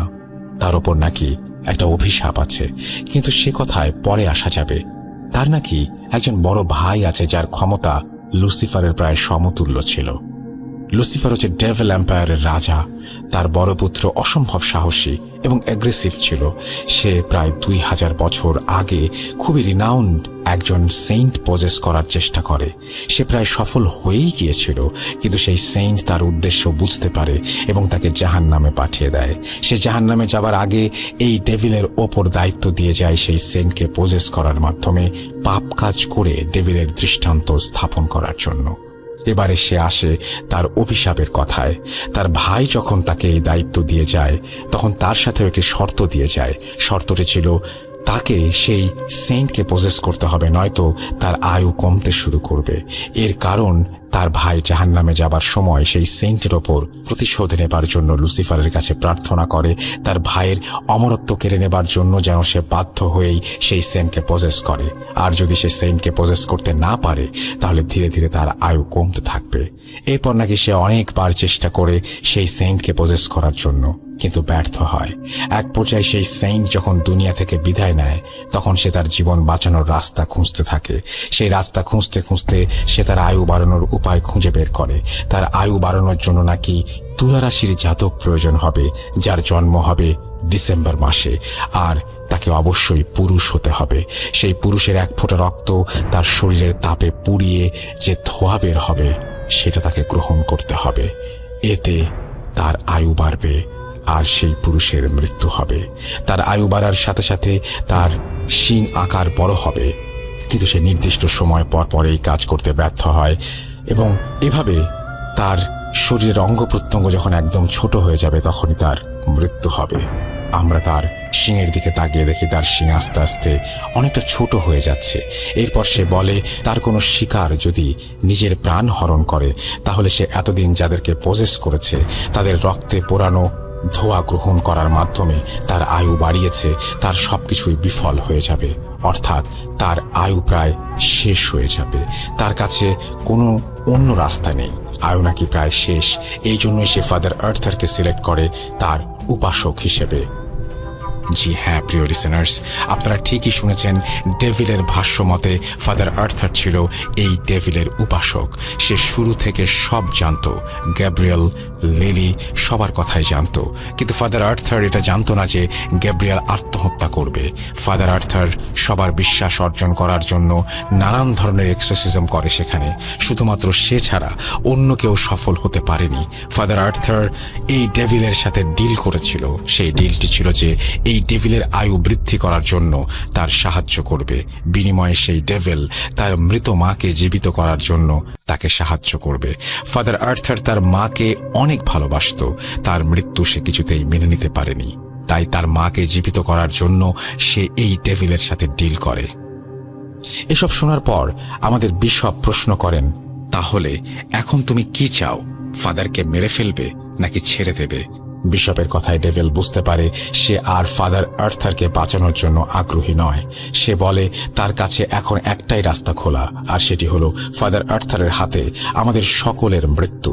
ফাদার আর্থারের হাতে আমাদের মৃত্যু হলে ফাদার আর্থারের পাপের বোঝা ভারী হবে, আর সেই পাপই তার আয়ু বাড়াবে। কেননা ডেভিলের কাজই হলো মানুষকে পাপ কার্যে লিপ্ত করা।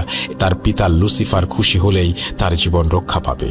এই কথা বলে সে ফাদার আর্থারের শরীর ত্যাগ করে। ফাদার আর্থারের জ্ঞান ফিরে এলে তাকে আমরা সব বলি এবং ডেভিলের সাথে তার ডিলের কথাও ফাদার আর্থারকে বলি। হ্যাঁ, আমি আমার মায়ের জন্য এসব করেছি। আমার মা মারা যাননি, তিনি বেঁচে আছেন। তার শুধুমাত্র একটি শরীর দরকার ছিল, তাই জন্যই আমি ডেভিলের সাথে ডিল করি। আমি দুঃখিত, আমাকে আপনাদের প্রাণ নিতে হবে, নয়তো আমার ডিল সম্পূর্ণ হবে না। আমি তখন ফাদার আর্থারকে প্রশ্ন করি, তাহলে আপনি বারবার আমাদেরকে এখানে আসতে মানা করছিলেন কেন? আমরা না আসলে আপনি তখন ডিল কিভাবে সম্পূর্ণ করতেন? উত্তরে আর্থার বলেন, মানুষ কেমন আপনারা জানেন?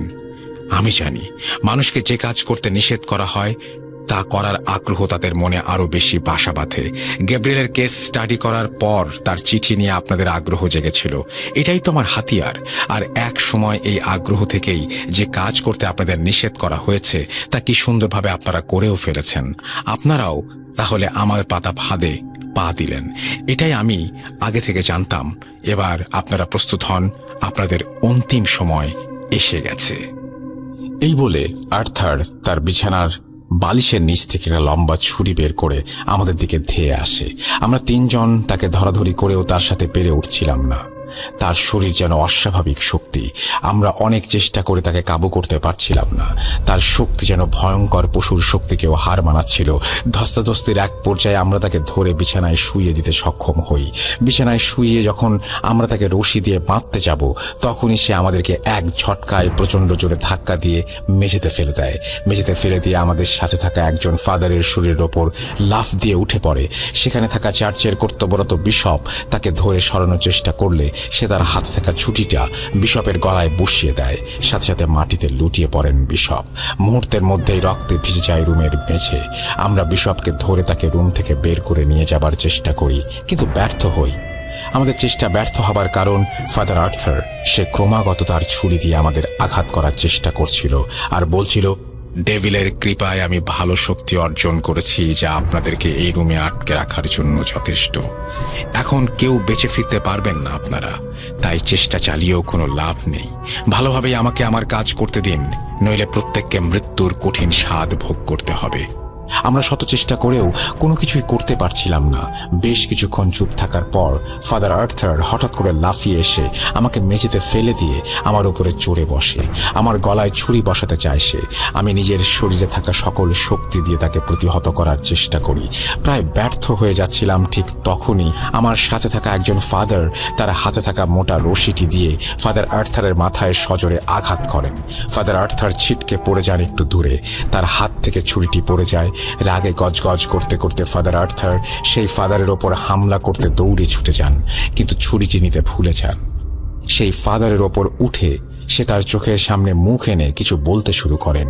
আশ্চর্য ব্যাপার হচ্ছে, সেই ফাদার কোনো শব্দ বা নিজেকে ছাড়ানোর কোনো চেষ্টাই করছিলেন না। কিছুক্ষণ পর ফাদার আর্থার তাকে ছেড়ে দিয়ে আবার আমার ওপর চড়াও হয়, আমার গলা টিপে ধরে। আমার দম বন্ধ হয়ে আসছিল, চোখের সামনে অন্ধকার নেমে আসছিল, আমার আত্মা যেন দেহ থেকে ত্যাগ করার প্রস্তুতি নিচ্ছিল। আমি ঈশ্বরকে স্মরণ করার জন্য চোখ বন্ধ করে ফেলি, প্রায় জ্ঞান হারাচ্ছিলাম। আর সেই সময় হঠাৎ করে আমার মুখের ওপর এসে পড়ে রক্তের ফোয়ারা। ফাদার আর্থারের মুখ থেকে আমার মুখে অনবরত তাজা রক্ত ঝরে পড়ছে। আমি সজোরে ফাদার আর্থারকে ধাক্কা দিয়ে ফেলে দেই, আর দেখি কিছুক্ষণ আগে যে ফাদারকে ধরে ফাদার আর্থার কিছু বলছিল, সে ফাদার আর্থারের গলার পেছন থেকে ছুরি বসিয়ে দিয়েছে। মৃত্যু হয় ফাদার আর্থারের। ফাদার আর্থারের নিথর দেহের দিকে তাকিয়ে যিনি আর্থারের গলায় ছুরি বসিয়ে দিয়েছিলেন তিনিও কান্নায় ভেঙে পড়েন। তিনি বলেন, অনেক বড় পাপ করে ফেলেছি, এই জীবনে এই পাপ থেকে কখনোই মুক্তি পাবো না। আর্থার আমার ওপরে উঠে আমার দিকে তাকিয়েছিল, যখন তখন আমি তার চেহারা দেখিনি। তাকে ডেভিলের মতো দেখাচ্ছিল। আমার মধ্যে কেন জানি না প্রচণ্ড রকমের রাগ কাজ করছিল। আমার বারবার মনে হচ্ছিল ছুরিটা দিয়ে তার গলায় বসিয়ে দেই। আমি তাই করেছি। আমি আমার মধ্যে ছিলাম না, কিন্তু এই অপরাধ আমার এই হাত দ্বারাই সম্পন্ন হয়েছে। আমি মহাপাপী, ঈশ্বর আমায় ক্ষমা করবেন না। নরকের আগুনের তাপ আমি যেন অনুভব করতে পারছি। আমার জন্য স্বর্গের দরজা বন্ধ হয়ে গেছে। নরক দর্শন ছাড়া আমার আর কিছুই হবে না। হে ঈশ্বর, যদি সম্ভব হয় তবে আমাকে ক্ষমা করো। আমি এই পাপের বোঝা কিভাবে নিয়ে বেঁচে থাকবো জানি না। আমরা ফাদারকে সান্ত্বনা দিচ্ছিলাম, কিন্তু কোনো লাভ হচ্ছিল না। তাকে মানসিকভাবে সবল করার জন্য আমি বলি, দেখুন ফাদার, আমরা হয়তো দুনিয়ার চোখে অপরাধী, পাপী, কিন্তু মাঝে মাঝে পরিস্থিতি আমাদের এমন অবস্থায় এনে দাঁড় করায় যে আমাদের কোনো কিছু করার থাকে না। এতে আপনার কোনো দোষ নেই। আপনি আমাদের সবাইকে বাঁচিয়েছেন। একজনের প্রাণ আপনি নিয়েছেন ঠিকই, কিন্তু বিনিময়ে দেখুন আমরা সবাই এই পৃথিবীর আলো বাতাস ভোগ করছি। এটা কি পুণ্য নয়? আমার কথা শুনে ফাদার নিশ্চুপ হয়ে যান। রুম থেকে বের হয়ে যাবার সিদ্ধান্ত নেই। বিশপ এবং ফাদার আর্থারের বডি নিয়ে যাবার সময় হঠাৎ করেই ফাদার আর্থারের বডি নড়াচড়া করতে শুরু করে। ভয়ে আমরা তার বডি মেঝেতে ফেলে দেই। কিছুক্ষণ পর আবার রুমের চারপাশ ধোঁয়ায় ভরে যায়। ফাদার আর্থারের চেহারা আর শিংওয়ালা শিকারী জন্তুর চোখের মণির মতো আকার ধারণ করে। এবারে তার শিং আরও ছোট নেই, শিং বড় হয়ে গেছে। সে আমাদেরকে যাবার আগে কিছু কথা বলে যায়। সে চলে যাবার পর মানসিকভাবে আরও ভেঙে পড়ি আমরা, কেননা তার কথাগুলো ছিল এমন। আমি ফাদার আর্থার এবং বিশপের বডি এনে চার্চ কর্তৃপক্ষকে সব জানাই, শুধুমাত্র একটি বিষয় বাদে। চার্চ কর্তৃপক্ষ আমাদের কথা বিশ্বাস করেন, কেননা আমরা চারজন একই কথা বলেছি। এরপর ফাদার আর্থার আর বিশপের বডি গোসল করিয়ে কফিনে রেখে দেওয়া হয় চার্চের সিমেট্রিতে। কিছুদিন কেটে যায়, অনেক বড় ঝড় চলে যায় আমাদের ওপর দিয়ে। চার্চ থেকে কয়েকদিনের ছুটি নিয়ে আমি নিজেকে চাঙ্গা করার জন্য এদিক ওদিক ঘুরে বেড়াতে থাকি। কিছুদিন পর ছুটি শেষ হলে আমি চার্চে ফিরে অনাকাঙ্ক্ষিত এক ঘটনা শুনি, যে ফাদার নিজ হাতে ফাদার আর্থারের গলায় ছুরি বসিয়ে দিয়েছিল।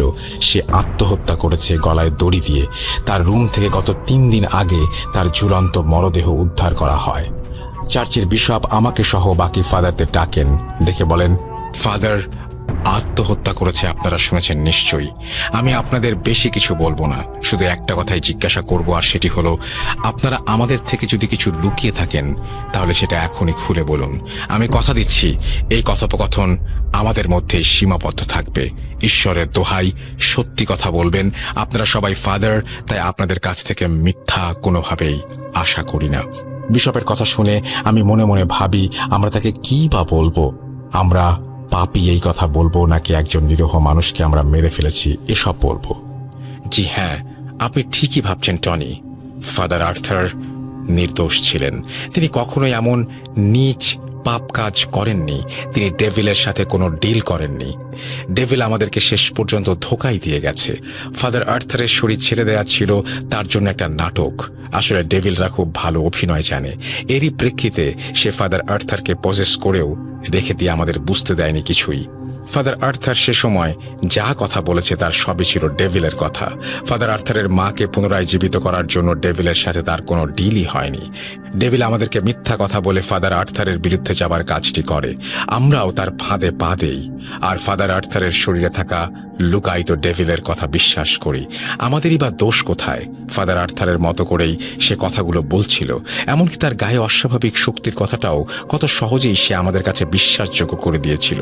ডেভিলের কৃপায় তার শক্তি অনেক বেড়েছে। এই জন্যই হয়তো ফাদার আর্থার সেই রুমে তার সাথে দেখা করতে যেতে বারবার আমাদের নিষেধ করেছিলেন।